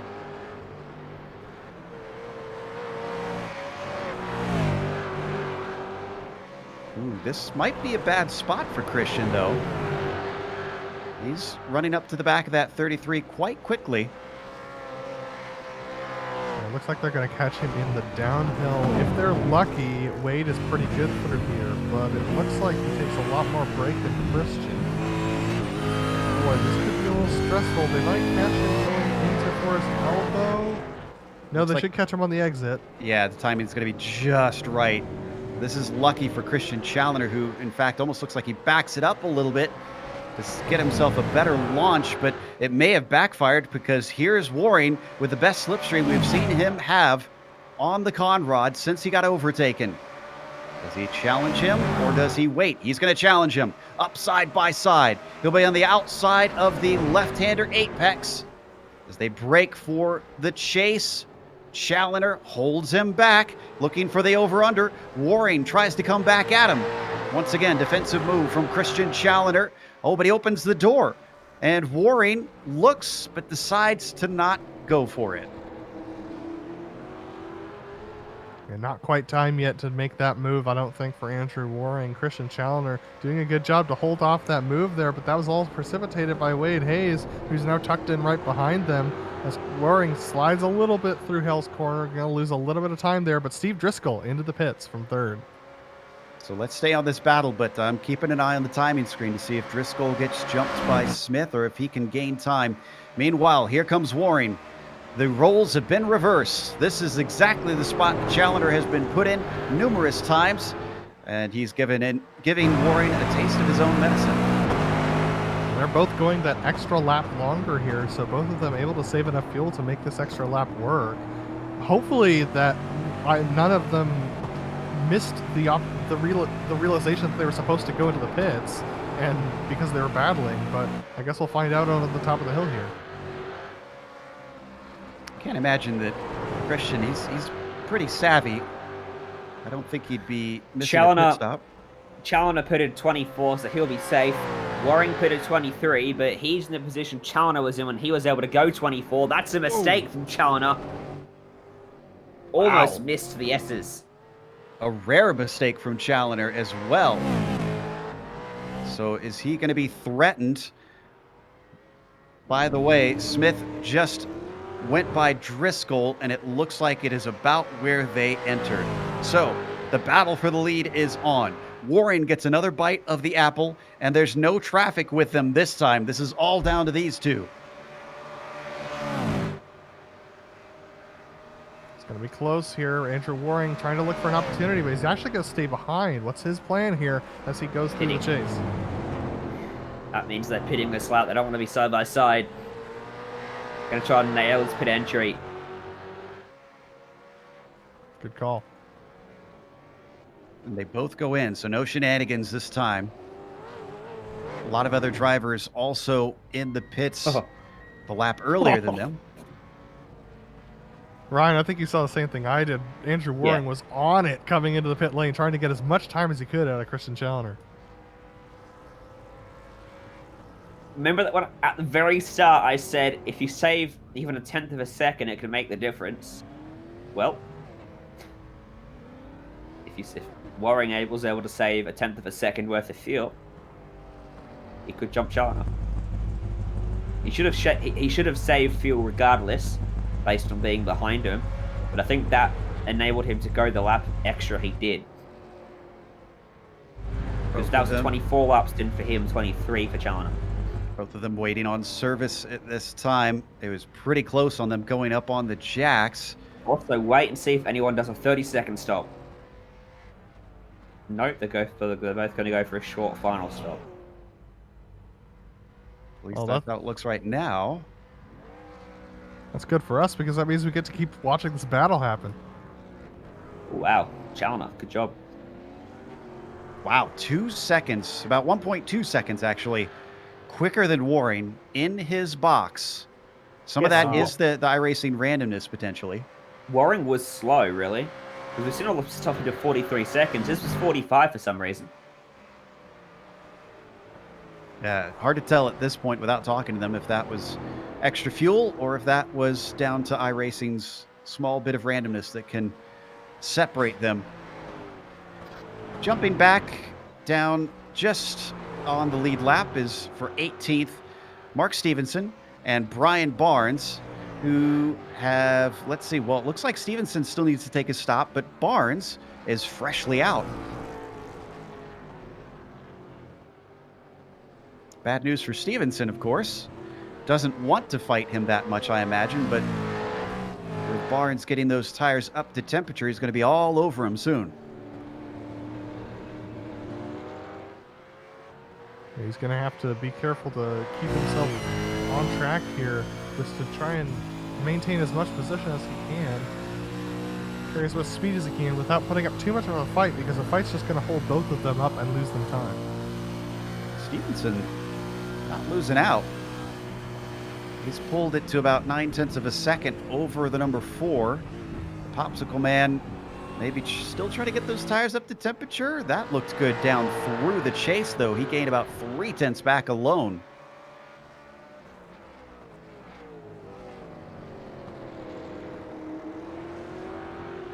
Yeah, Brian Barnes very good through Murray's as well, so Stevenson looking, yeah, I mean, it's all about that, getting those tires up to temperature, and it takes a good 2-3 laps for these cars to do so. Stevenson's still struggling just a little bit. He's not like losing tons of time to Brian Barnes, but Brian's definitely going to get him as soon as he gets those tires up to temperature. That being said, the lead of the race has gapped quite a bit.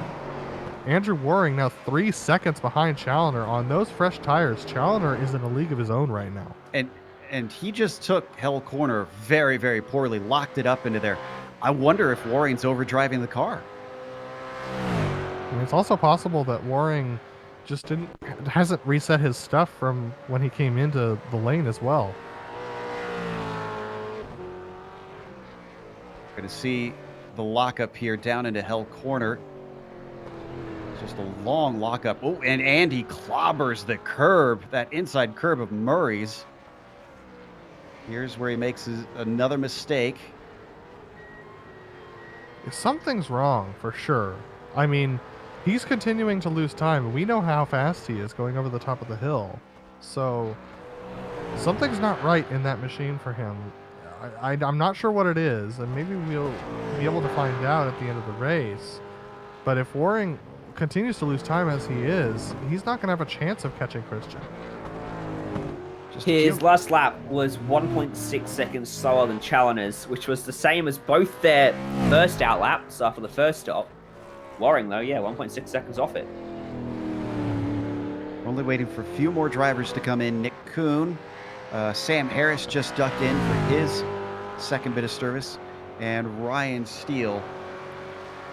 And actually, I have an update on Sam Harris. Sam actually made contact with the outside wall coming. He overshot Murray's and locked up the front tires, ended up hitting the outside barrier pretty hard, so he's in for service and damage repair as well. It looks like Warring has somewhat equalized the drop-off. Yeah, it stayed at 3.3 this time.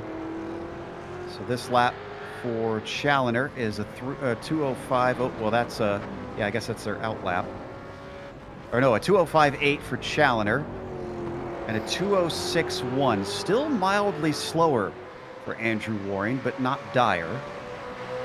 Is the damage done is the question. I mean, we know how fast both of them are. If Christian doesn't make any mistakes, I mean, it's going to come down to traffic to help Warren catch back up, because we've seen how close they both are on pace. I was just going to say, I think traffic will be the determining factor on that one, and that's a roll of the dice. You just don't know what you're going to get. Challoner's about to get traffic. Samuel Harris up in front of him. The previously damaged Samuel Harris, so he's going to have to pass him at the top of the mountain, or hope that Sam Harris pulls over in a place that he could predict. Remember last season where we had lap cars deciding that they were just going to kind of stop on the outside of some corners and caught our leaders out by surprise. So Christian knocking on wood that doesn't happen again, and it almost does. This is going to be close. Sam bails out of it. Good driving from that one. I think that was intentional. I think he knew that he could just cut the course there and slow up quite a bit. Waring is the one being held up. Yeah. In fact, he just drilled the back of Jason Wallet. Oof. So that'll probably lose him a little bit of time. By the way, Nick Kuhn finally in on lap 50, as we expected. So the number 19 running the long game here today. With that being our last stop, we're going to take a quick break here on the Global Sim Racing channel. We'll be back with the latter half here of the Bathurst 500, round 13 in the majors.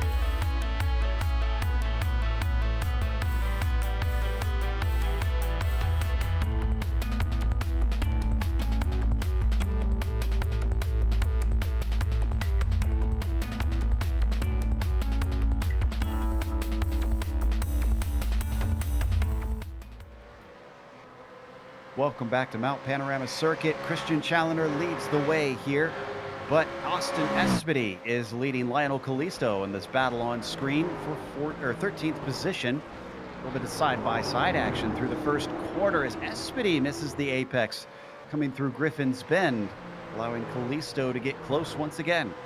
Yeah, just a little deep through Griffin's, ended up blocking up the inside front tire. Does it once again as they go through the cutting, so looks like he's got a little bit of a brake bias problem, possibly just picking up that inside front tire through most of these corners. Almost clips the inside of that corner there, so as they head towards the parks, he's got a little bit of work to do to get that car underneath him again. head back downhill now as they approach. Oh, that was way too much curb for Callisto. First the inside and then clobbered the outside through McPhillamy Park, and another mistake from Espedy as well. Both of them hustling these things to the outer limits. Thing is, just up the road is... Oh! Jeff... Go ahead. Just up the road is Jeff... sorry. Yeah, Jeff Schmeier and Ryan Sommer. They're not that far away from them. They're all lapping roughly the same pace. Callisto's the fastest, and... I mean, how did he end up back in 14th, sorry? Because he was 10th, wasn't he? Quite comfortably at the time. Can we get an onboard replay of Callisto with that incident? He actually hit the back of Espedy coming through Forest Elbow there. I think he got away without any damage because I didn't see anything on the nose of the car afterwards.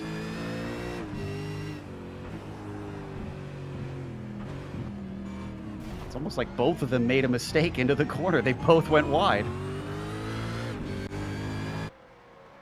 Yeah, it sure looked like they both went wide and then ended up, Austin just couldn't get it, well, Lionel just couldn't get it slowed up, unfortunately. So, once again, the battle resumes. Still going to get the slipstream up mountain straight. These two continue to fight. One thing that we haven't touched on since the break is that P3 is back on. Eric Smith, despite being well ahead of Driscoll for a while, Steve in the 51 has reeled him in to within 0.5 of a second. Yeah, this battle definitely has closed up recently, and that's just because Driscoll's pace tends to be about 2 to 3 tenths faster than Smith's. But once again, when he gets tucked up right in behind Eric Smith, you can't get the past him. Same thing that the same trouble that Smith had on Driscoll earlier. See him trying to run him down up the hill, and just no such luck for this time through. Those are our two closest battles currently. The battle for the lead, if you were watching, went away and have just come back as a lockup into the cutting there for Smith. Shows a bit of weakness for him. If you were watching earlier and just came back, Challoner is 5 seconds ahead of Waring after the last pit stops and has shown no sign of giving that away.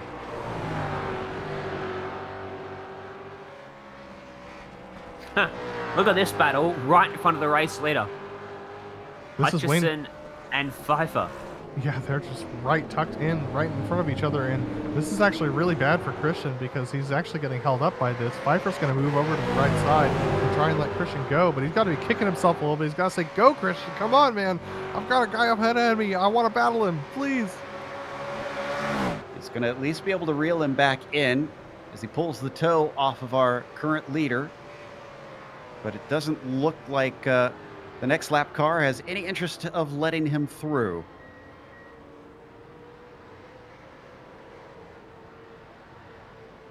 Well, he's going to have to here. This is going to be a good opportunity. Oh, way too polite there. Way too polite. Yeah, it just moves over and lets Jimbo through as well, and he's going to lose nearly a second there to Jimbo under that braking as well. So Wayne's got to be a little frustrated with that particular interaction as well. Well, that one's over. Let's jump back to Espedy. Well, it was extremely close between Espedy and Callisto, and then Callisto goes and makes a fool of me by overshooting Griffin's Bend.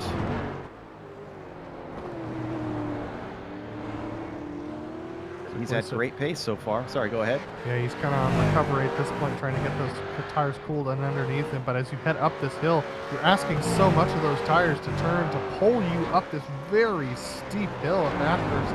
The mountain is unforgiving when it comes to tire wear. And as you see, he's just kind of struggling to keep the car underneath him at this point, sliding through every corner. And then the downhill's no better for this either. He really sends it deep into the S's there. Trust that the car is going to stick. The last lap, because of that lap traffic, Challoner a 208.3, Waring a 206.2. And on this lap as well, it seems like he's gained a little bit. It was 5 seconds. It's now 2.9. Yeah, I think there was another one that he had to get by. No, that's Jimbo Pfeiffer, actually. I see ahead of Waring at this point. Both of them are going to go wide through Forrest's elbow, and now Waring is through. That cost him that time right back. Yeah, that's a full second gone just in one corner. It's heartbreaking. Let's take another look at it just to show you what we mean about the traffic. Racing gods, unfortunately, not on your side.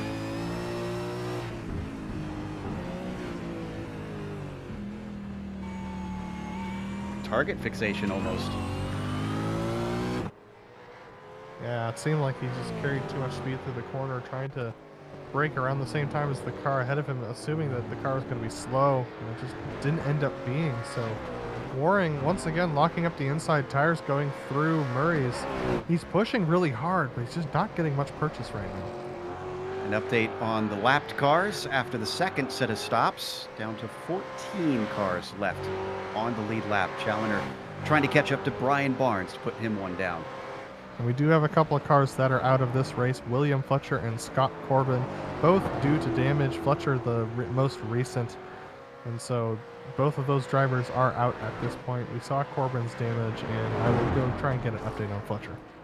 I've said it multiple times earlier this season, but the talent level has just raised immeasurably here in the majors, because I remember in earlier seasons, the very first few years, this race saw so much attrition. Even with the same spare car that they have now, you only see a handful make it to the checkered flag. And the fact that this far in, 29 are still running is phenomenal stuff.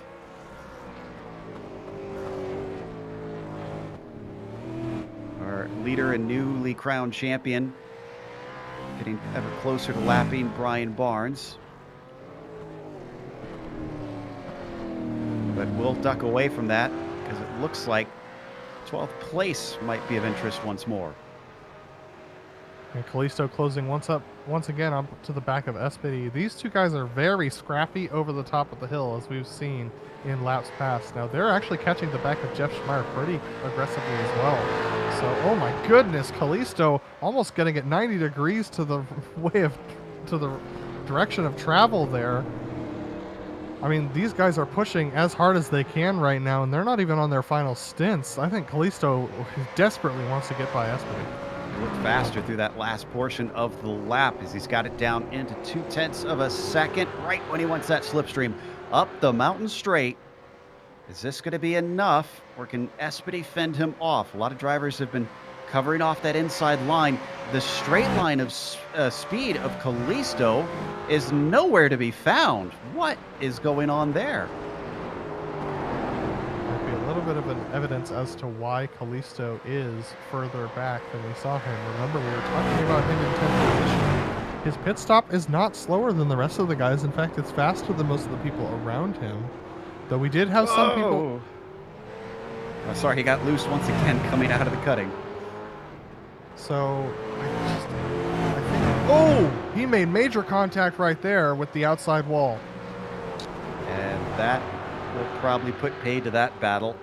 He's continuing on at a decent bit of pace, but he smacked that thing so hard, I can't imagine the car is going to be very quick. Oh no. He's trying to carry speed through the dipper once again, but it's just, I mean, the wheel's got to be off on that thing. He probably just doesn't know it yet, but he'll know it as soon as he gets onto Conrad here. That's tire smoke coming off of Jeff Schmeier, who's locking up the fronts onto the straight. Austin Espedy actually might have an opportunity at Jeff, depending on his pace, but Kalisto, like you said, much slower in a straight line. Comes Espedy. This is for position as the 30 is in his sights. Oh, and he's very, very fast in a straight line. Espedy can't quite outbrake him as they come down into the chase. I have a suspicion, that he was going to get a chance. He was going to get a chance. A big mistake out of the chase instead costs him as Kalisto gets through into the 12th that he wanted before. You're right, Joe. He was going to get a chase. And he knew it too, so he put his foot down as fast as he could. And his left rear tire was not quite on the ground yet after taking so much curb through the chase. Ends up spinning those rear tires and spinning off to the inside. So, Kalisto showing why he is a former champion here. Just keeping cool despite smacking the wall. looking at that side, though it's a little bit scraped up. Let's see if it hurts him or not. We'll watch his pace on this lap. He's actually also closing in on Jeff Schmeier. And this might be due to tires. Schmeier on 15-lap-old tires to Callisto's 8. Yeah, we have a couple of drivers who are off strategy, Espedy being one of them. Schmeier is another driver who's off strategy, so while this is for position, Callisto's gonna want to get this done quickly because he's losing time compared to the other drivers on his strategy by sitting behind Jeff Schmeier and, quite frankly, Austin Espedy. So, unfortunate for Lionel that he's as far back as he is considering how strong he's been so far this race. Now, I'm assuming nobody's going to be taking this, but you never know. I believe if you wanted to pit now, you could make it to the end, could you not? I believe it would be next lap, but yes, you could. Yeah, I mean, if you are Nick Kuhn, you could make it to the end if you put it this. Lap 59. There we go. Straight from the Aussie's mouth. Let's That go was back. what we worked. That's what we worked out during the international split, anyway. I mean, that's good enough for me, honestly. That P3 battle's pretty close. Eric Exactly. Smith and Sue Driscoll. Yeah, I was And just Smith trying to got held up by 5 up. bring our attention back there.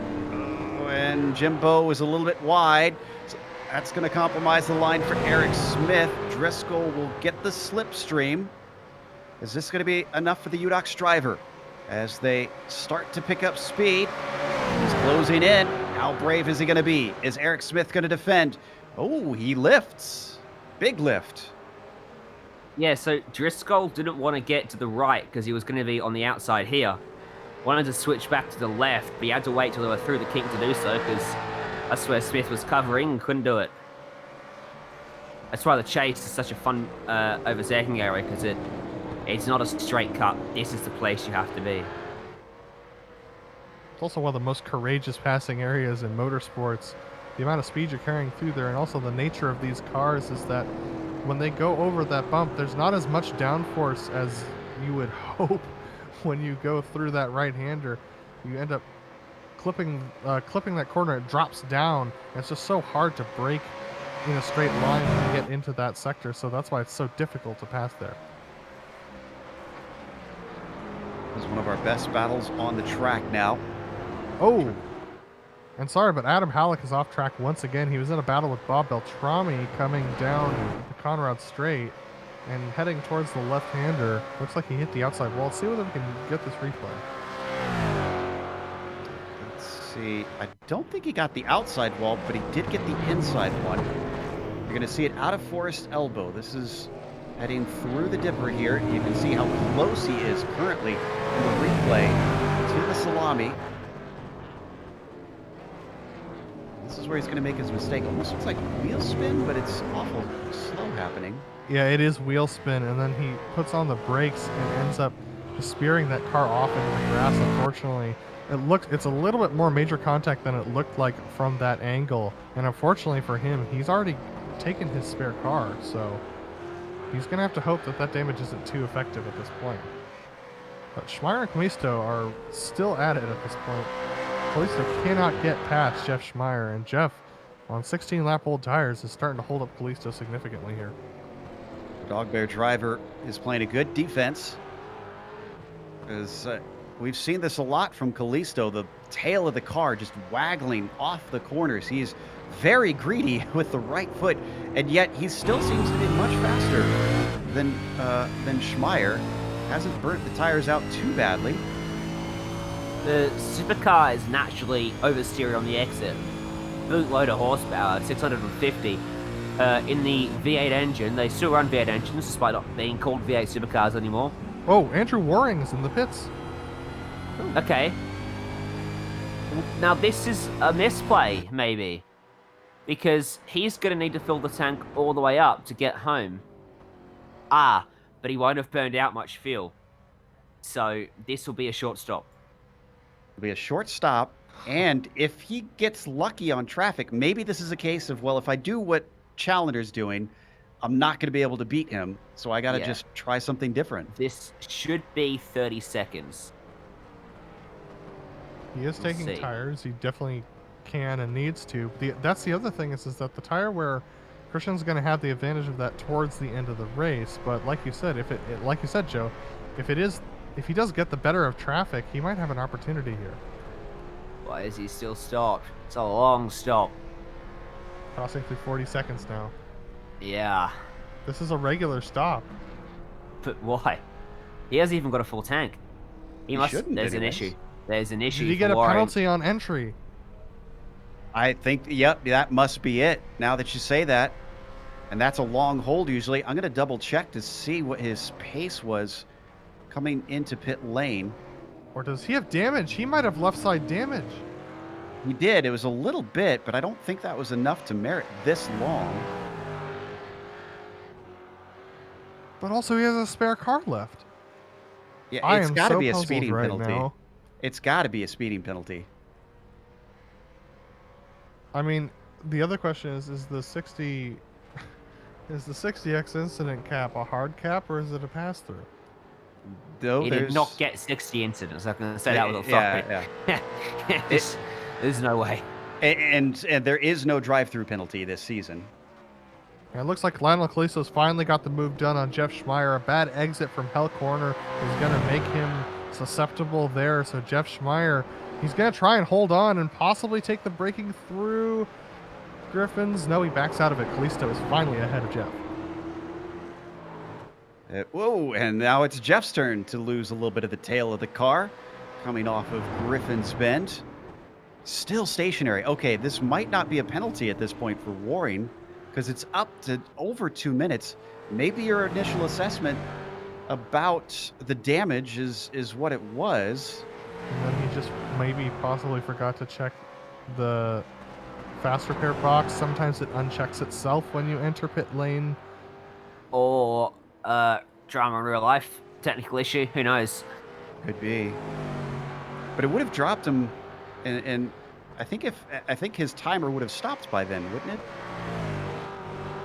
I'm not sure. Well, we've got another one in. Bradley Haley takes a scheduled stop that'll take him to the end, and the 369. He pits from 5th place. This is definitely promoting a few people. Eric Smith now up into 2nd, though 16 seconds back from Christian Challoner. Still dealing with the now 3rd place driver, Steve Driscoll. And then they've got a long gap back to Travis Warling, 21 seconds back, who's promoted up to 4th.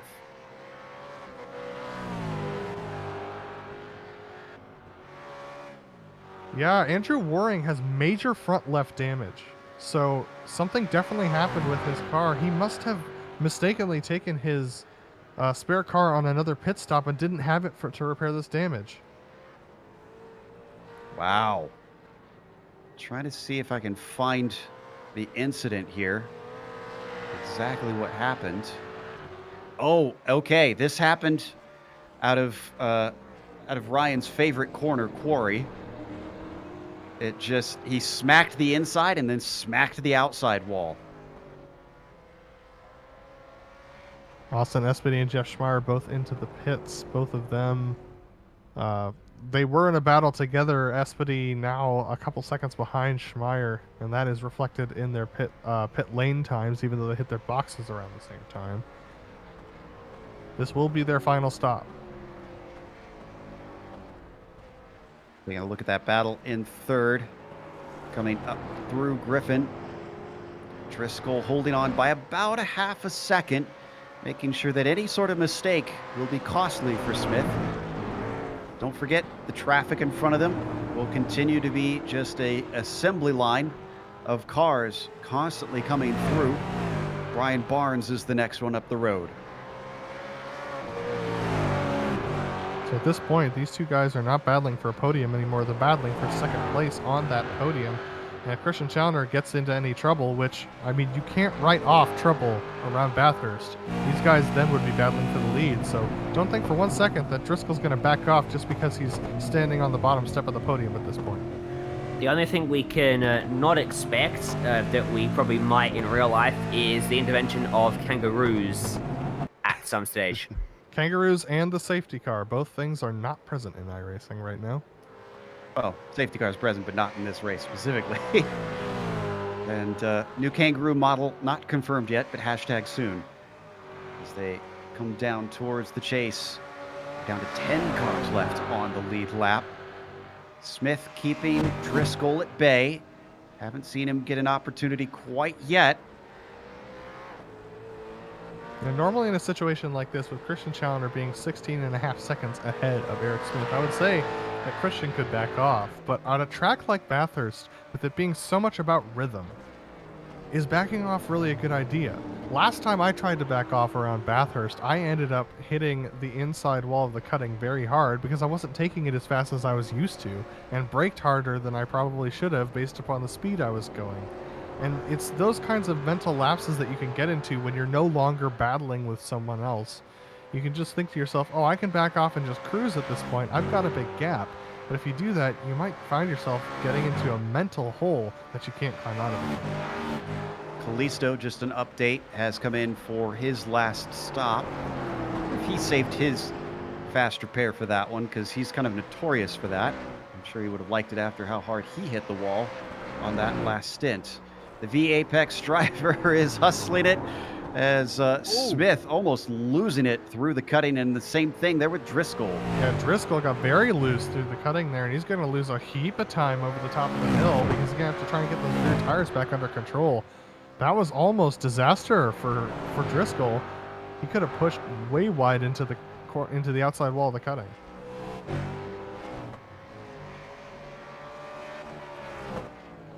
Poor Andrew Warren is still in the pits and now 3 laps down. I'm assuming he's not going to be able to get back out if he's having to repair the engine after that contact. I have no idea. Wade Hayes is in. I have no idea how long engine repairs are on the supercars, but if it's anything like the rest of the service, that's going to be half-hour minimum. And when he came into the pits, there was he might be able to get back out and get something, but he's going to be so far down. It might not be worth it at that point. Yeah, right now, our last car running is Brett Trocine, who's 4 laps down and 28th. We've since lost Mark Stevenson, the latest DNF, so 4 cars gone, might be 5, the way that things are looking for our former leader in this race. There's Brett on screen in the 944, getting a bit of a Dory Award here today. Yeah, Brett's had some struggles. He was involved in the lap 1 incident. Well, not the lap 1 incident. It was the early incident that happened in the race. I believe it was more like lap 6. And he's had a couple of mixings with some other cars, and currently just trying to get some familiarization with the track and the car. Doesn't look like he quite has a setup that he likes, but underneath that thing as he locks it up, going down through the S's and into the dipper. But any sort of experience on the mountain is invaluable, quite frankly. And to be able to race in the top split here in the majors is not an easy feat. So this isn't to slag off anything of Brett's talent, because it took a lot just to be in this race. Now, our leader, who's done better than anybody else so far, has a 16.6 second lead over Eric Smith. The Kinetic Racer looking to seal off his newly crowned championship here in the Americas, his first time winning the Americas, with a victory here. Oh my goodness! Eric Smith and Brian Barnes almost came together coming into Skyline. That was a terrifying moment for Eric Smith. Let's see whether we can get a replay on this, because I am sure he's going to need a change of race suit after this. Yeah, this would be a great onboard. It was Barnes just unfortunately putting wheels into the dirt. My goodness. Smith retained. Yeah, go ahead. That is about as close as it gets, isn't it? That's the dangers of McPhillamy and of this racetrack as a whole. As soon as one person makes a mistake, guy behind or girl behind can't do anything about it, and you just got to pray that you get away with it. By the way, in terms of race pace up front, Christian Challenger still popping up low 206s. The 16-second lead he has over Eric Smith, who's a second clear of Driscoll. We've got a little bit of a battle for 13th. Espedy out on fresh tires 2 laps ago, he ducked in for his final stop as Nick Kuhn. We're expecting on lap 75, 12 laps on his tires, so should be pretty easy pickings for the 77. And indeed, there you go. I think you saw how quickly Austin was coming and how aggressive he was being through the S's, especially into the dipper. And he said, you know what? We're on different strategies. I'm just going to let you go by. I'll hang on to your rear bumper a little bit and save some fuel. Less than 20 laps to go now in this 81 lap event. Who's still got the fortitude left to hustle these cars around? Seems like Christian Challenger certainly does, the way he's been driving. Oh, and good news for fans of Andrew Warren. He is back out and running. Granted, he is now the last car running on the track. Trocine was able to overtake him. And he does still have major damage because that spare car was already used. So Andrew Waring is going to be trying to pick up unfortunately, some consolation points today. But like you said, Joe, just finishing a majors race is enough of a points haul to make a big difference for your team. And you got to remember, he is definitely involved in this team's championship, trying to secure that second position before others. Talking about the championships, Steve Driscoll, who is currently sitting in third on track, is second in the points. Right now, remember I said it was very, very close between himself and Warling. Warling is behind him, and by some margin. So there's a big buffer. Driscoll doesn't need to worry as long as he holds that down. But he can't make any sort of mistakes, silly mistakes like clipping the wall, losing pace, and allow Warling through. Because if he falls down the order, probably just about 3 or 4 positions, Driscoll could lose that second spot in the championship. You're not allowed to be human when you drive these supercars around Bathurst. You have to be superhuman. You have to be able to put that car exactly where it needs to go. Although if you make one slight mistake, you end up in the wall. You end up with major damage. You end up out of this race. And wow, check a look at this battle. P9 between Brian Barnes and Wade Hayes. Yeah, Wade Hayes is going to have the run on Barnes. And similar to what we saw before, it's 2 cars in different pit strategies. Hayes with the fresher tires gets by Barnes, who doesn't fight him very hard. Now Wade Hayes, when the leaders do come in, he's just pitted for his final stop. He's got Bradley Haley ahead of him, who also pitted about 27 seconds ahead. Bradley Haley being the last car in the lead lap. Wade Hayes should be able to get his lap back when Christian Challenger pits, but it'll be pretty tight between the two of them for that particular occurrence. Still waiting on pretty much all of the leaders to get in and take their final stop. Highest driver who has taken their final stop is Bradley Haley in 8th place. Looking to see, I think he actually might be looking at a top 5 potentially. Yeah, and talk about a good recovery drive. Bradley Haley, he was into the pits early on for his spare car, and Bradley Haley proved that he had some speed to be up there in the top 10 shootout, but now proving that he's got some race pace to be able to climb his way back up in his recovery drive and get up here into the top 10, possibly top 5, depending on when people hit. Let's see if we've got anybody looking likely to be in soon. Smith on 20 lap old tires, but we're expecting him to probably go through the full 24, 23. So he's got a little ways to go. Nobody else look expected in this next lap or two. Yeah, they should be able to go to lap 60, 72, shouldn't they? Yeah.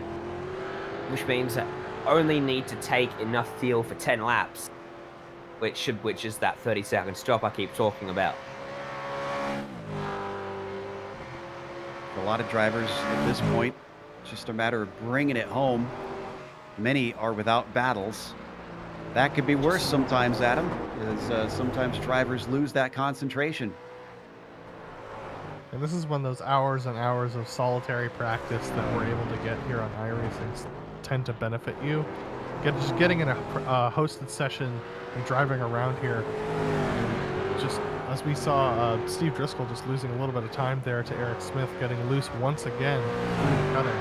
But those hours of solitary practice really help you out as far as just keeping your mental head in the game when it comes to trying to just get the car home after a long race like this when you're so tired. You've been racing for nearly 2.5 hours at this point. These drivers are just on the end of their energy. At this point, it's just habit that's getting you home. Let's continue to watch our UDOX driver head down the hill out of Forest Elbow. Driscoll looking for a solid podium, but has been dropping off bit by bit from Eric Smith. It was less than a second for a lot of laps. It is up to 1.5 seconds now between himself and the 51.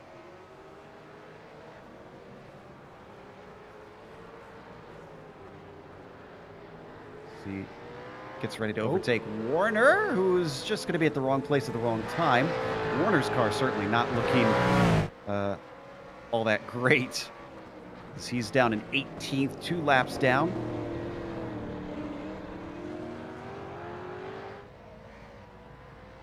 All right, so Eric Smith has come into the pit lane, actually.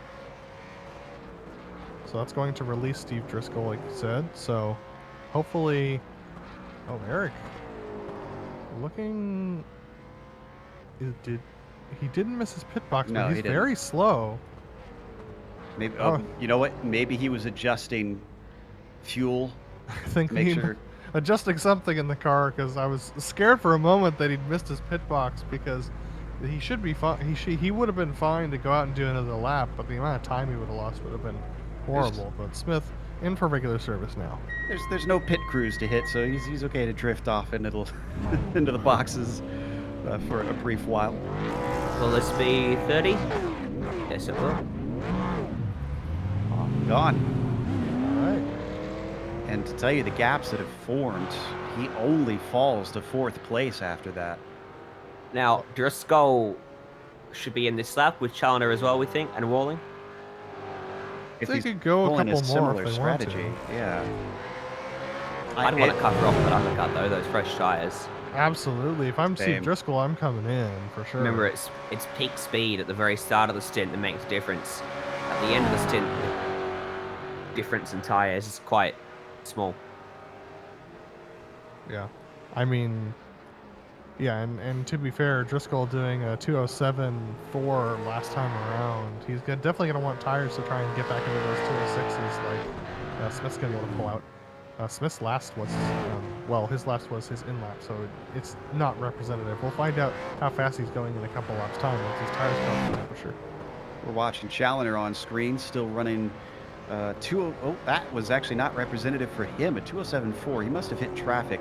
Before that, though, 206.7, 206.3, 206.5. Driscoll stays out, Joe.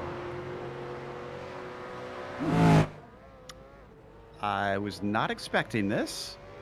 Not sure what he's on. He clearly has to be aware, because he could see him come into the pits. 1.5 seconds is not enough that he was out of sight by the time he ducked in. And hopefully he's watching his relative, as all racers are instructed to do by iRacing. But Liam Quinn coming out of the pits. This is going to be interesting for Steve Driscoll, because is it possible that he could try and... I mean, it's never going to get any shorter as far as the fueling goes, so... At this point, isn't he just hemorrhaging time? I would say so. At least that's what I would imagine to be the case. Again, I'm not the greatest strategizer. Quinn's, we mentioned Quinn coming out. This has been quite a quiet race for a driver who tends to be in the thick of things, going for victories. He's still looking at a nice top 10. Trying to see if he is under threat from losing his 4th place in the points, though. Yeah, it's very close between Barnes, but Barnes is actually directly behind him, and not very far behind at all. But on an alternate strategy, Barnes still has yet to pit for his final time. So yes. Barnes will be coming in very shortly, and Liam should be distancing himself as he starts to get tired into those quite safe, yeah. Temperatures into those tires. Oh my goodness. You got a hold of it now? One of these days, yes. This is the kinetic racing driver lunging down the hill, really taking it right up against the wall. Challenger still stays out this time by. Highest bidder still is Eric Smith, sitting in fourth place, waiting for Challenger, Driscoll, and Warling ahead of him to come in for stops. Will Driscoll come this time, or is he committed to going as long as he can? He's going to go around again, so I think he's going to go until that tank runs out. It's the best guess at this point, which 22 laps, so he'll get one or two more, and then he's got to come in, unless he's able to pull a Nick Kuhn. Where is our fuel saver? Number 19 is in 15th position right now, still has about 8 laps left on his stint if he goes as long as he has previously. Yeah, and the trouble for Nick is that this is a cool idea, but the trouble is you're going to come up 6 laps short on making it to the round. So he's not really going to gain that much from this. I mean, he might gain a position or two on track, but the best he could probably do is 13th, unfortunately, with his strategy as it is right now. It might be one of those things where he acknowledges that his race pace isn't good enough to crack into the top 10, so he's trying something different, but unfortunately it's not going to play out as well as he would like. The cars are not quite as clumped together as I think he would have preferred to make the strategy work as well as he could probably do. He's kind of taking the Racing Point strategy. Oh, no, he's not. He's coming in right now. Surprise!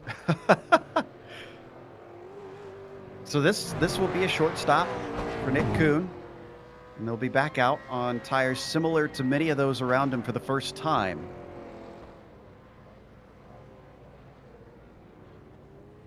So as he comes into the pits, I'm wondering whether we could get a lap comparison from Steve Driscoll and Eric Smith to see whether or not Smith is pulling on Driscoll. Now I know they've only been out for probably 1 or 2 representative laps, but this will tell us whether or not Driscoll is losing a lot of time. At the moment, Smith is about 40 seconds behind Driscoll, and with Smith's stop being the representative one, here we go as far as the timing is concerned. So We've he's only got one gaining lap, only yeah. about a second that last lap. So even with the fresh tires. And Driscoll's in. All right, so we're going to find out whether or not Driscoll staying out for the overcut is going to work for him. I don't Eric think so. Smith. Well, Eric Smith hasn't had any traffic to deal with either, so. Well, and you saw a second quicker for Eric Smith. It's going to be a slam dunk, essentially.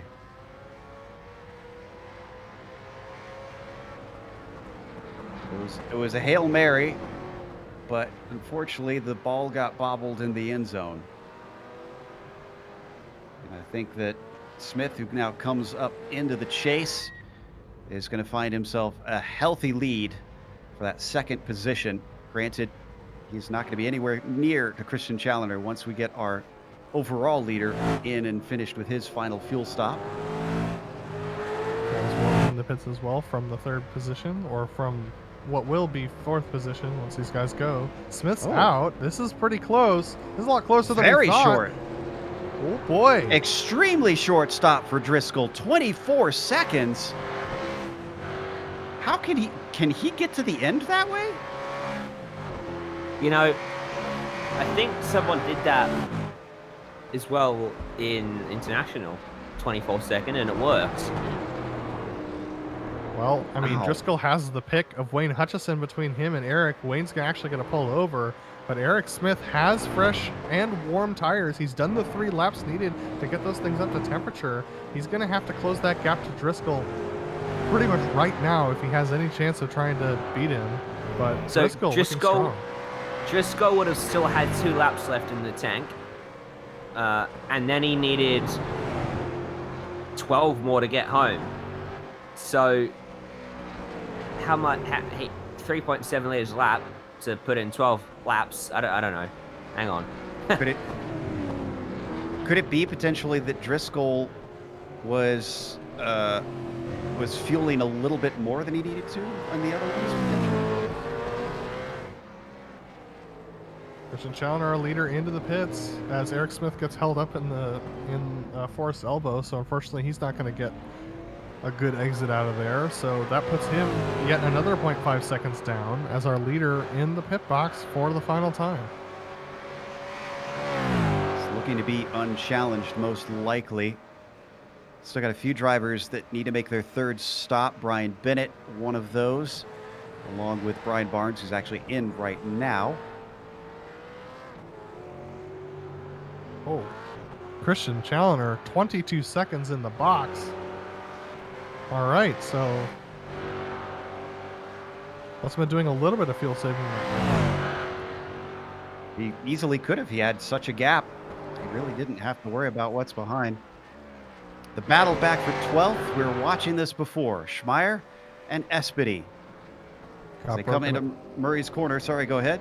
Yeah, they got broken up by Espedy's mistake coming through the chase about 10 laps ago, and now Espedy's pace has brought him back to the back of Schmeier. Can he get it done this time?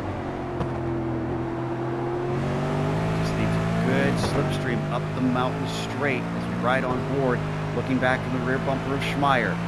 This'll do it. Espedy's got the toe as they come over the hump. He's going to be forced to the outside. So Schmeier going to make him go the long way around. He's going to try it, but there's so many marbles out there. The car just does not stick. That was extremely slow for both of them going through there. I think that Schmeier probably could have committed a little bit more heavily to Griffin's, and Espedy was willing to give it to him. But when Schmeier braked as hard as he did, Espedy thought, okay, I guess I have to go around the outside. But once again, there's just too many marbles. There's too little grip out there to be able to go, and so that just held both of them. Let's stick here, but I can tell you that Bradley Haley just took 5th position away from Brian Bennett, who has exited his final stop. So Haley moves up with a top 5 here today. It'll be impressive if he can hold on to it. He has tires that are 11 laps older than Brian Bennett, so it's going to be a challenge for him to hold on to that position, even with a 4.3 second gap. Big lock-up. That's Schmeier in the black machine, who unfortunately smokes the tires down through Forest Elbow. And is this going to help Espedy through? He's gaining at a rate of knots. He's going to have to go to the right side, but he's got so much pace, he's going to be fully clear, and Espedy moves himself into 11th. Able to that was easy. Yeah, able to slow himself down for the chase as well, able to get that all the way completed. Yeah, pretty easily done. Down to 10 laps to go. Christian Challoner out there leading the way. By the way, the temperature's continuing to fall. It's 97 degrees Fahrenheit here as we're at 3:30 in the afternoon, 36 degrees Celsius on the track surface.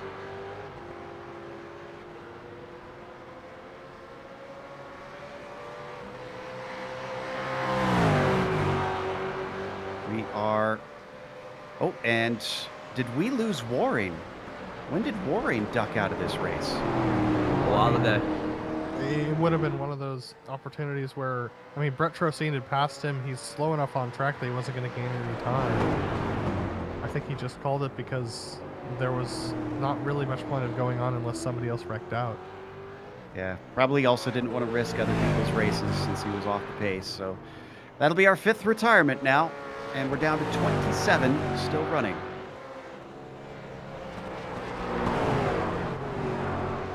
We have 9 cars left on the lead lap. It is Liam Quinn at this point, the last one still running on the lead lap, and that won't be for long. His teammate on the Kinetic Racing team is closing up behind him and actually going to lap him right now as Christian Challoner now makes it 8 cars left on the lead lap. Wade Hayes, the next one up the road. I'm trying to remember at the Lotus 49 race, the U.S. Grand Prix, we were down to 2 left on the lead lap, I want to say. It was, yeah, I believe it was the top 2 left on the lead lap. It was, I mean, Christian's pace has been amazing. And he said he just put in the fastest lap of the race. He just puts in a 2:05 flat. Are you kidding me? Well, we've had a lot of cloud cover on this lap for what it's worth. Yes, and the temperatures are down. It's down to 36 degrees Celsius on track. He's just out of the pits. on light fuel with fresh tires. Just got the tires warmed up. I understand the conditions are idyllic out, like, for his car.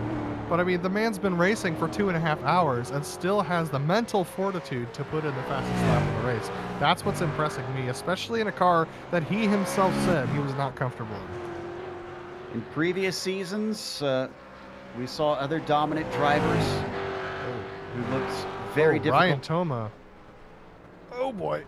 That was close. Ryan Toma looks like he hit the outside wall coming through Sullivan Park. He's now taken a tow. Let's see if we can find a replay on this one. Here it is. That's him slow pulling off the track, but this was... he hit pretty hard. Car's already squirming around there. So we're seeing multiple drivers hit the wall. Nope, not that spot. Oh, no. He blew his engine. He blew his engine going over the hill.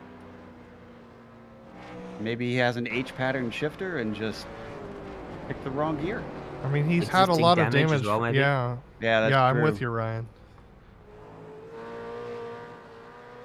Oh, man. That's got to be gutting, because every driver wants to see the checkered flag, especially in a grueling race like this, and Toma will not be able to do so with way too many repairs to try and effect in this few laps. I was saying earlier, we've had some incredibly dominant drivers in the past, but Christian Challoner has proved to cut above. The winningest driver in the majors, actually. And he's just adding to the tally today, it seems. So he's going to get win number 10 this season. The amount of time he's done that in, too, Joe, has been really impressive. I mean, yeah. The Majors Series prides itself on trying to crown a champion who can do as many disciplines as they can possibly fit into a season. And Christian Challoner has proven that he's not just fast on the ovals, he's not just fast in the NASCAR machines, but he can also put his foot down in much more challenging scenarios. And, on the dirt, in these supercars around Bathurst, in the Lotus 49 of all machines. I mean, it's very, very interesting. He's not been shy about his disappointment with how this season has been going in the Coca-Cola Series. For those not familiar, he races on the pro level in the oval cars and is incredibly fast on the circle tracks, but just hasn't been getting the results he's wanted. This has got to be a bright spot this season, not only taking the championship, but doing so in a way that asserts his dominance. The question becomes, who can challenge him? Who can face off and try and take it to him next season in the Americas? I assume he's electing to come back and try and take another. I mean, there were some jokes and some rumors that he might jump over to the international region and try and take a win in all three regions.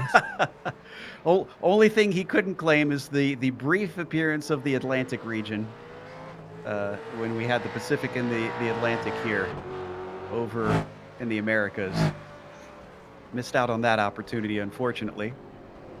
Closing up on Wade Hayes to put Wade a lap down. Wade struggling with the rear end of that machine towards the end of this race. He just has not quite had the pace that he would like today. Just struggling with the rear end of that car all the way through the race today. Just a little bit too much. It seemed to be under braking most. So he's pulling over to the left side. Probably signaling the Challoner that he's going to be able to go through. Flashes his brake lights at him. Christian's going to line up for the inside of Griffin's, and Wade's going to let him go.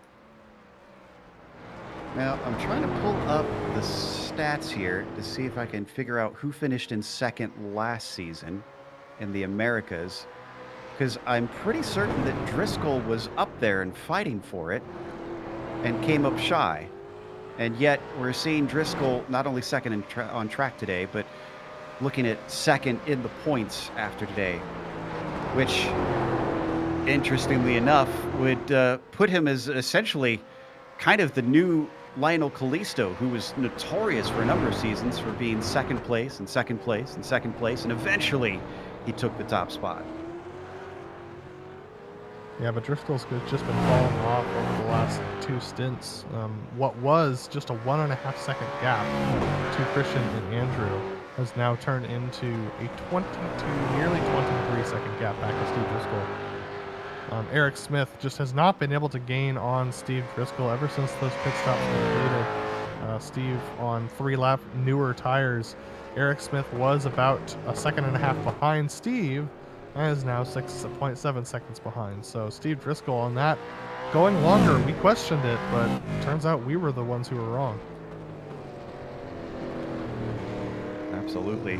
That's why we're up in the booth and not down there on the track. Apparently. 7 laps to go. Going to be 6 laps to go here in just a moment. I don't know how Christian manages to keep up with this pace and keep running this far ahead without slipping up. Let's take a look, though, at 5th place here. Yeah, so here's an interesting development. So Bradley Haley is 15 laps into his stint. His last stop was a 39.6. And he's starting to lose pace to Brian Bennett, who's tucked in behind him. This is for that top 5 position. The question is was that last stop long enough to get him to the end here? He's going to have Christian Challoner probably won't lap them by the time they finish this race in 6 laps time, so they're going to have to complete the full distance. I guess my question is, did Haley stop long enough to take enough fuel? I think the answer is yes, based upon the other pit times that I'm looking at. 39.6. Yeah, I think he'll make it. 15 laps into the stint, 6 more to go. That should be plenty. In which case, then Bennett's just showing some great pace in this final stint here. Now, granted, he is on much fresher tires than Bradley Haley, so that could be making a lot of the difference. But I expected Haley to be able to hold that 5-second gap that he had over Brian Bennett, but Bennett has been able to close that down to a second now. I was looking through to see if we've had any hard chargers that have overtaken Callisto, and we have one that has 11 positions up. That's Jimbo Pfeiffer, actually, from 31st up to 20th. In fact, if I recall correctly, he started from pit lane. Yes, he did. Ooh. So a very good drive from Jimbo to start a good 30 seconds behind the field to make his way up to 20th. Oh! And Haley gets overtaken by Bennett. Oh, does he? Bennett off the course, tries to keep it from spinning around in front of Steele. He catches it, but there goes the position he just got. And this was a very interesting moment from Bradley Haley because he was just slow through Murray's. I think he actually got loose through Murray's, so that's what was allowed Bennett to go through. Let's take a look at it. We still got time to try and recatch him. Looking for the replay down through Murray's. Watch them currently live going up the hill here into the park section. There we go. Looks like we pulled it up. Ooh, Yeah, a very lot of good. wheel spin. Oh. Yeah. So that's Bradley Haley. I mean, he's on 15 lap old tires at that point. Just goosed it up a little bit too much through Murray's there. Well, he's got a 1.5 second gap over Bennett. Bennett's regrouped. Both of them have made mistakes. They both know that they're fallible at this point. They've only got, it's going to be, 5 laps this time by for them. We're actually close to being lapped. We're down to 7 cars left on the lead lap. Dick Mueller, the next one in line for Christian Challoner to go through. This is our leader in the 37 right now. I think Christian's going to be able to get Dick Mueller, but I think that'll be the last one he'll be able to get today. Nick Kuhn would be the Nick Kuhn would be another one to get lapped. Second time. We're gonna take a look at Dick Mueller. This is him coming through. I mean, good on Dick Mueller for getting up to 7th position. We haven't talked about him much today, but I mean, getting in the top 10 around here at Bathurst is no easy feat, as we've seen from following Lionel Callisto's run. But Dick Mueller doing a great job in 7th position, just riding around by himself at this point, just trying to put down those laps. I'm sure all of them are just begging for those laps to finally tick by and hopefully walk away from this one fairly clean. I mean, if I was in Dick's position, because he's not nearly close enough to Bennett to try and challenge for 6, I'd probably let Christian by as soon as he gets within a couple seconds. I'd be dead tired. That battle down to half a second once again. Bennett wasted no time trying to close the gap to Haley. Yeah, Haley's tires just spent at this point. There's not much he can do in defense. I mean, the best thing he can do is to try and set up a good exit out of Forest Elbow to give him the best chance of defense on Conrad, but you can see he's just squirming in that car. Haley, of course, if you're just joining us, had a little bit of an incident early on, had to take an alternate strategy, which is why his tires are so much older. So not desirable. I'm sure he didn't want to try and wind up this way. Doing a good job. Out of Forest Elbow, get the power down very cleanly and smoothly.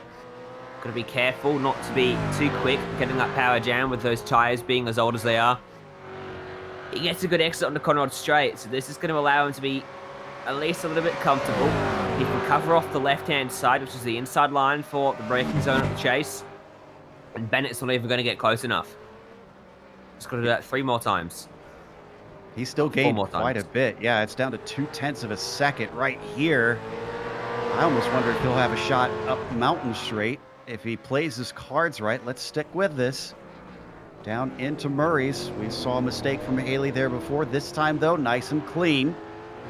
As Bennett stalks him, riding right in the tire tracks. This is where he's got to get the shot off the corner. Oh, he's very close to the bumper. Doesn't want to hinder his run. Oh, this was very good, though, Ryan.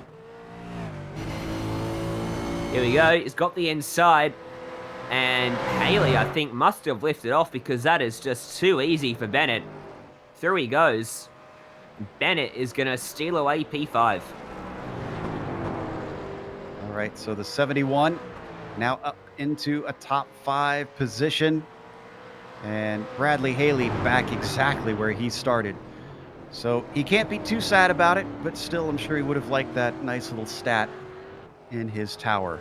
Yeah, an excellent recovery drive for Bradley Haley to get back up there to his starting position. But yeah, like you said, I think he would have loved to get that top 5 on his tower for sure. Still nearly 30 seconds between Challoner and Driscoll up at the front with now 3 laps to go. Challoner, make it 2.5 because he's already up on top of the hill.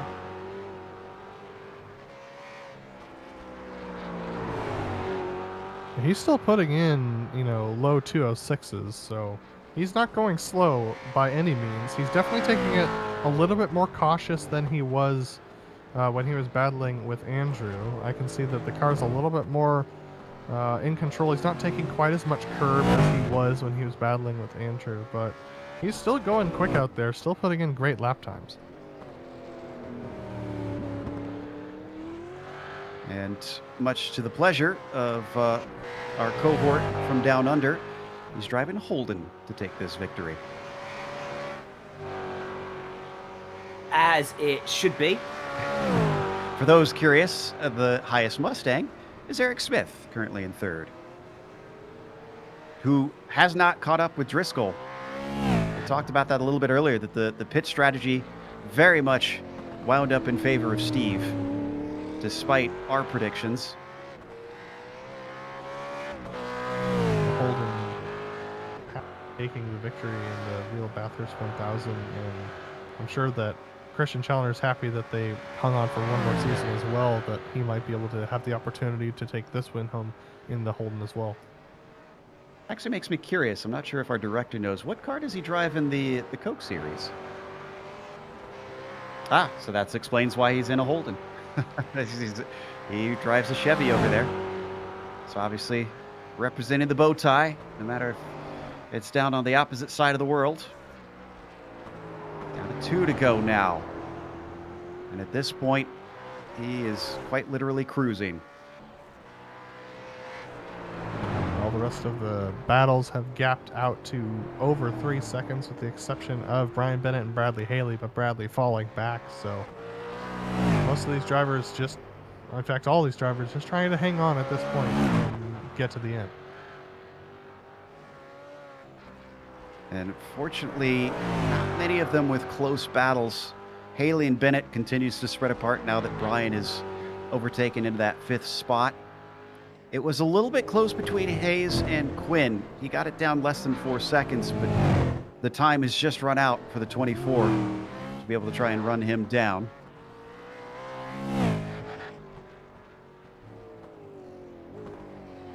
A driver who has really been holding on to it, we talked about it earlier, that gets the Dory Award, is Brett Trocine, who still continues on at 5 laps down. And I know we harp on this. The Dory Award, for those wondering, means you just keep swimming. And when you don't have anybody to race and you're at the very back of the pack, that's what it takes to just bring home a little bit of pride. And I think Brett deserves some today. Yeah, Brett's got a nice paint scheme on that machine, and he's doing a good job just driving it around here, trying to get those laps in.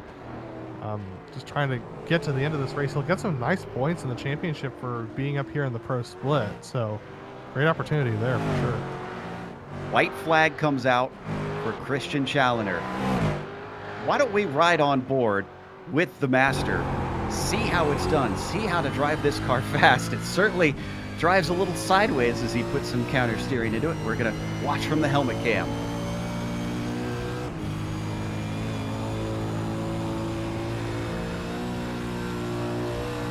It's really interesting when they get to the mountain section here after Griffins and the walls close in. Still hitting the apex there. Wow, and look at that. Keeps the power application down as he exits Griffins there. Ends up with a little bit of opposite steering there to make sure to keep the car under control, but oh boy, putting a little bit more goose into it at this point. He hasn't won this race yet. If he wrecks it, Driscoll could run him down. It's 30 seconds, 25 technically. My goodness. It's great helmet cam from Dougie Beard as we go over the top of the mountain. All right, let's see how he does on the braking. If this is any smoother. Running it to the ragged edge for part of this lap. That looked a lot better. Very little having to saw back and forth. And then down into one of the last difficult corners that could possibly trip him up. A little bit of correction, but not much. Just a little bit of style. Right. Just 2 more braking zones to go for Christian Challoner to take win number 10 this season. And this is round 13. The number 37 car is almost unstoppable. Down through the chase, just ahead of him, it's Dick Mueller. Let's see if he's going to give up this lap just to have the race done, or if he's going to try and run everything here today at Bathurst. Challoner certainly has run everything from lights to flag, but he didn't do it all the way in first place. Still, he is our winner here today. Christian Challoner with a stunning win. Steve Driscoll, a good second place for him for sure. Getting the job done. Didn't quite have the pace to keep up with the leaders, but was able to hold off Eric Smith with a fantastic pit strategy for the end. Able to do that overcut and pull quite a gap on Eric Smith. Steve Driscoll comes home in second. And 3 different teams represented the 3 different steps of the podium. Kinetic, Unorthodox, and V Apex with Eric Smith hopping in there. Looks like Travis Warling going to come home a bit of a distant 4th. Sadly off the podium, but still bringing home valuable points for UDOX. What could have been for them, though? I'm sure he's a little bit disappointed on that side as he brings it around Murray's.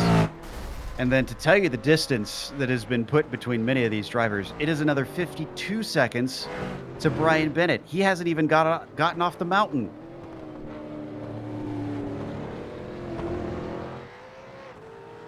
So he's down and off of Forest Elbow. Haley's nowhere to be seen. Is Haley slow, actually? Seconds back. You talked about fuel being a concern. He's short shifting. He's definitely short shifting. It's 6 seconds to Mueller. He could still lose another position. Oh, he's cut the engine off. Yeah, so as we watch Brian Bennett come through the chase, Bradley Haley coasting into the chase. He turns the engine back on, but here comes Brian Bennett for fifth.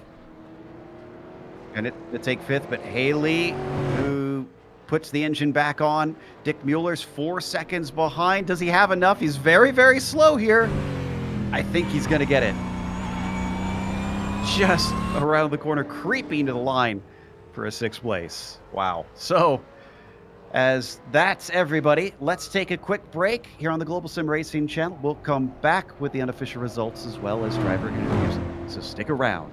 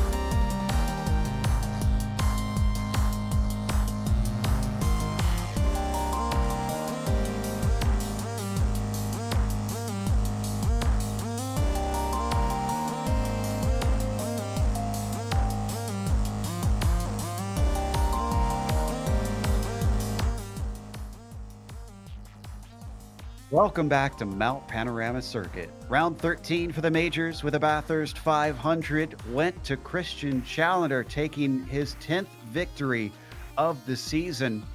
That was over Steve Driscoll, who could only manage to be 26 seconds behind him. But Steve needs to be proud of that pit strategy that jumped him from 3rd to 2nd place, ahead of Eric Smith, who settled for P3. Travis Warling was a 4th today, a whole minute behind our leader with Brian Bennett in P5. Climbing up from 11th, we should point out. Bradley Haley finishes exactly where he started in 6th, and Dick Mueller was the last car in the lead lap in 7th place. Wade Hayes took 8th ahead of Liam Quinn in P9. Lionel Callisto with a good climb, rounding out our top 10 after starting in 20th. Lionel and Austin Espedy started off in 20th and 21st. Espedy finishes in 11th today, with Jeff Schmeier finishing in 12th after that hard-fought battle over the last couple of laps of the race. Then we have Brian Barnes finishing in 13th position, with Samuel Harris coming home in 14th after he made that unfortunate mistake through Murray's that ended up putting him back in the field. Nick Kuhn comes home in 15th, the last car 1 lap down. Then we have Brian McGreevy, Adam Halleck, and Bob Beltrami 2 laps down, as well as David Warner, and Jimbo Pfeiffer starts our cars 3 laps down in 20th. Ryan Steele was back there in 21st. Wayne Hutchinson as well. Lynn Kitchlow, David Hall, and Jason Waller, 4 laps adrift, 5 off for Brett Tozen. And then retirements in the form of Ryan Toma, Andrew Waring, Mark Stevenson, William Fletcher, Scott Corbin, and Mark Herzog, your 32 cars from Bathurst. We've got our winner ready to talk to us. Christian Challoner joins us. Christian, congratulations on victory number 10. But talk to us about the first part of that race where you found yourself suddenly behind Waring. Was there any frustration that you'd lost the lead so quickly and that you couldn't seem to make the pass? So that was kind of similar to what I found last year when we raced this. When I raced this in the European region with Tim Clayson's, like we just got stuck together. It didn't seem to matter who was out front. The draft and whatnot was just always keeping the two cars together, whichever way around it was. And I mean, it seemed like it was a lot harder to pass this year than it was last year because we swapped positions a lot last year. Whereas here we just didn't at all. I tried a lot of times, especially that first run. And I went to the strategy of trying to save an extra lap of fuel, and I got kind of caught up a little bit on my in lap, and so that didn't work. And yeah, it was. I don't want to say it was frustrating because, especially the first one, because I knew about the whole draft effect and everything. I wasn't taking as many risks as I was, say, the third run. So especially on downhill, Andrew was so much better through there.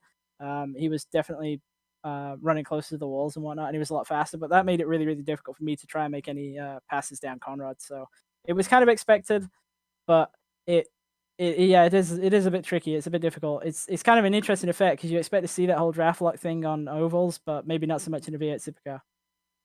Behind the scenes, I heard a little bit of anxiousness coming into this one as this isn't your favorite combo from what I've heard. Now that you've come through and taken the victory, what are your feelings? I'm sorry. I'm really curious to know who said that this wasn't my favorite combination because this is like one I of lied my to? absolute favorite Somebody combinations. somebody lied to me. Somebody lied to me. Yeah, they definitely did. This is absolutely one of my favorite combinations. It's one of the most fun car and track combos that we go to in the series. I'm glad that we keep going back to it. I enjoy it every time we come to it. I I I I wasn't at all surprised that I had a really close race with Andrew. I fully expected it. I'd seen in the practice times and whatnot and qualifying times, and I knew he was going to be really, really fast. I mean, he's been really fast. Every race he's turned up to this season, he's been fast. So I wasn't at all surprised that I was fighting with him again. And yeah, it was really fun. And I mean, it's a fun car to race with. You know, we obviously had that little bit of contact, but I'd actually like to give him a shout out for that. I kind of thanked him when he dropped into my stream, but I want to give him a shout out on the broadcast as well because that was a really good display of sportsmanship, and that's why I like racing in this league and why I enjoy racing against the people that are in this league because of acts like that. You know, it's nice that it's not just about winning the race, but it's about winning the race in the right way. And obviously, he felt there that he was going to wait for me, and I really appreciate that. And it was a lot of fun to be able to continue that battle on. It was a shame to see him have that incident, and obviously didn't have the fast repair remaining, and that kind of ended the fight because it was really, really fun. I had a great time battling with him. Great watching it from our end as well. I know we've got one more round left, so this is slightly premature, but now that you've got the championship and you've got two of them actually, are you coming back next season to defend? And will it be in the Americas or are the rumors of you heading over international true? Well, I think international, but just time wise, is just not going to work for me next year. So I think the options are definitely going to be either Europe or Americas. And I mean, I very much enjoy running the Americas one. So I think I'm definitely going to be back, and I'll probably be back in the Americas region, I think. That was Christian Challoner, our winner here today at Bathurst. As I get ready to go give 50 lashings to a certain director, it looks like Adam is going to be talking to Steve Driscoll. Absolutely, Steve. A great run from you today, but talk me through that decision on the final pit stop to go long. I know that you were able to save some fuel and to get a faster stop, but it had to be a little bit stressful knowing that Eric Smith was out there on fresher tires for a couple laps. Yeah, it was pretty stressful there. One of the biggest things I saw there was I had him on my relative, and I saw he was in traffic, so I just thought I had clear sailing there, no traffic in front of me, so I might as well take my time there. And as soon as I saw there was a bit of a gap, I went ahead and took my chance down the pit road. I think I was beating him coming into the pits just about every time. So I was taking those chances that, and also on fresh tires, I think I had the edge on him. As soon as we got about 15 laps on him, he started chipping away. So I wanted the freshest tires I possibly get there. And Yeah, and how was it battling with him all race? Because you two seem to be very similar on pace, and it seemed like the mountain was both giving and taking to both of you. oh, it was a great battle back and forth all day long. Pretty much, I thought I had a little bit more for him up in the mountain, but basically forest elbow and back up, I didn't really have much for him. It was just good and hard racing between me and Eric, and I really look forward to it. And it was fun to see Christian disappear into the wild blue yonder like he usually does. But Eric and I had a great battle. Definitely. And as we head next week into the or next round into the California 500, do you think you're going to have are you looking forward to a different race there? I mean, it's very much a draft track for sure in the Delara. Yeah, I'm looking forward to it. I mean, I'm sure Travis Warling's going to put a heck of a setup underneath it, and this will be my last regular season race for UDocs in the next round. So really looking forward to it, and hoping to kick it off with a bang, and battle Travis there for that P2 spot, and just really looking forward to it. I struggle a little bit on the IndyCar, but I'm just looking forward to do something exciting. And Steve, before we let you go, is there anyone you want to thank for your second place finish today? Yeah, I'd like to thank my team once again. Travis, Drew did a great job coaching me a little bit there. I was about 4 seconds off the start of the week. I want to thank Direct Innovations, Pure LGMD2I, and Simability, and once again everybody at Unorthodox. Another great few weeks. Well, thanks for talking to us, Steve, and we look forward to seeing you next round. Thank you very much. Back to you, Joe. We got our third place finisher ready to join us as Ryan's going to be talking to Eric Smith, the number 32, who got a little bit snookered on the strategy. Eric, good job today. You pick up a podium in the end after starting from fourth. Talk us through your race. I just had a blast racing with Steve there, back and forth. I feel like he was a little better than me on the fresh tires, but after 10 or 12 laps, he would start coming back to me. It was just kind of that over and over again. What about the strategy then? Looking back in hindsight, we can always figure out how we could have done things better. What is it for you with the strategy you maybe could have figured out differently? Well, I thought it was going okay. I kind of got screwed on the last pit stop there. After the fueling was done, they just kind of held me for about 3 seconds, and that kind of gave the position to Steve. And then I didn't really have much for him with the fresh tires. If we go back to the very start, Eric, you didn't have the greatest of launches, did you? No, apparently you have to launch these cars instead of dropping the clutch like an idiot. So learned my lesson there. Yeah, use the line locker next time, buddy. That'll help you out. But hey, you recovered well from that, and you walk away with a P3 from P4 on the grid. Who are the people that help you get it done? Guys in this team are always really supportive. I'm looking forward to California. These guys are got a lot of IndyCar guys in our team, so I'm sure we'll have something special for that race. Sure you will. Good job getting today, and we'll see you next time out. Thank you. One more driver that we have to talk to, a top 5 for Brian Bennett, which he solidified in the final laps of the race. Brian, nicely done to get yourself that position, but it looks like that climb started very early as you were picking them off there from just about the start. Yeah. It was difficult, I guess. It always is, but I haven't been online much lately, so I was kind of picking up the pace. I'm trying to learn as I went and trying to minimize mistakes. But early on, I had seen Brad had hit the wall, perhaps, and he blew a motor. So I kind of thought he might come back to me in the end, looking at his fuel. And then I think Dick Mueller must have had a speeding in the pits penalty, which kind of set him behind me as well.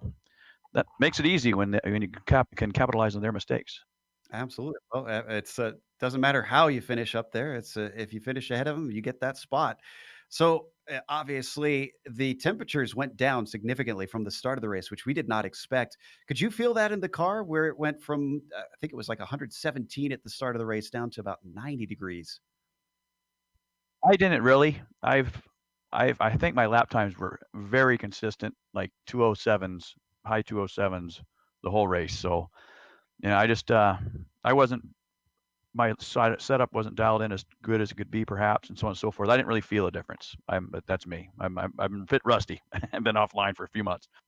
Yeah, and speaking of that, are you able to take the Sector 5 car over to Auto Club for the finale here in a couple weeks? Yeah, I've been working about uh, 70 or so hours a week for like 3 months straight, and getting up at 03:30 in the morning, which is the deal breaker. That's what really wipes me out. I've done that really for a couple of years, but the early start's been getting me. Yeah, we'll be there. We'll be there at Auto Club. All right. Well, we look forward to it. And again, congratulations on what must be a very satisfying run today. I honestly, top 5 was my goal. I did win this event last season, and I doubted I could defend the victory, but I wanted to turn up. I wanted to be in the show. So top 5's good. That was my goal, and I made it. So I'm happy. I was every bit fifth place finisher today. And that's going to close us out with another quick mention of our charity for today. That is missionaustralia.com.au. Link in the description below if you want to go and see if you can help out. And a big thank you to the Majors for bringing us back for another season of coverage. Thanks goes out to the companies that provide the software and the hardware for our broadcasts that we've got listed on your screen. And on here, you can also see June Lalonde's contact. She provides all of our wonderful music. Thanks to the team today, Sean, Adam, Ryan, and Dougie. If you'd like to find out more about GSRC, including upcoming races, you can find it at globalsimracingchannel.com. Also, check out our social media outlets. Our Twitter is @GSR Channel, Facebook is Global Sim Racing Channel, and Instagram is GSRC_Graham. If you'd like to support us, our merchandise store, also linked below in the description, is simply gsrc.storenv.com. And while you're down there, make sure and subscribe to the channel. The next race, as we mentioned, heading over to Auto Club. It's been a while since we finished on that race in this series. The IndyCar is taking to that track. That'll be Sunday, November 1st at 8 p.m. Eastern. We have upcoming races for other series listed on the screen, so check those out and mark them down on your calendar. But until next time, race clean, race hard. We'll see you on the track.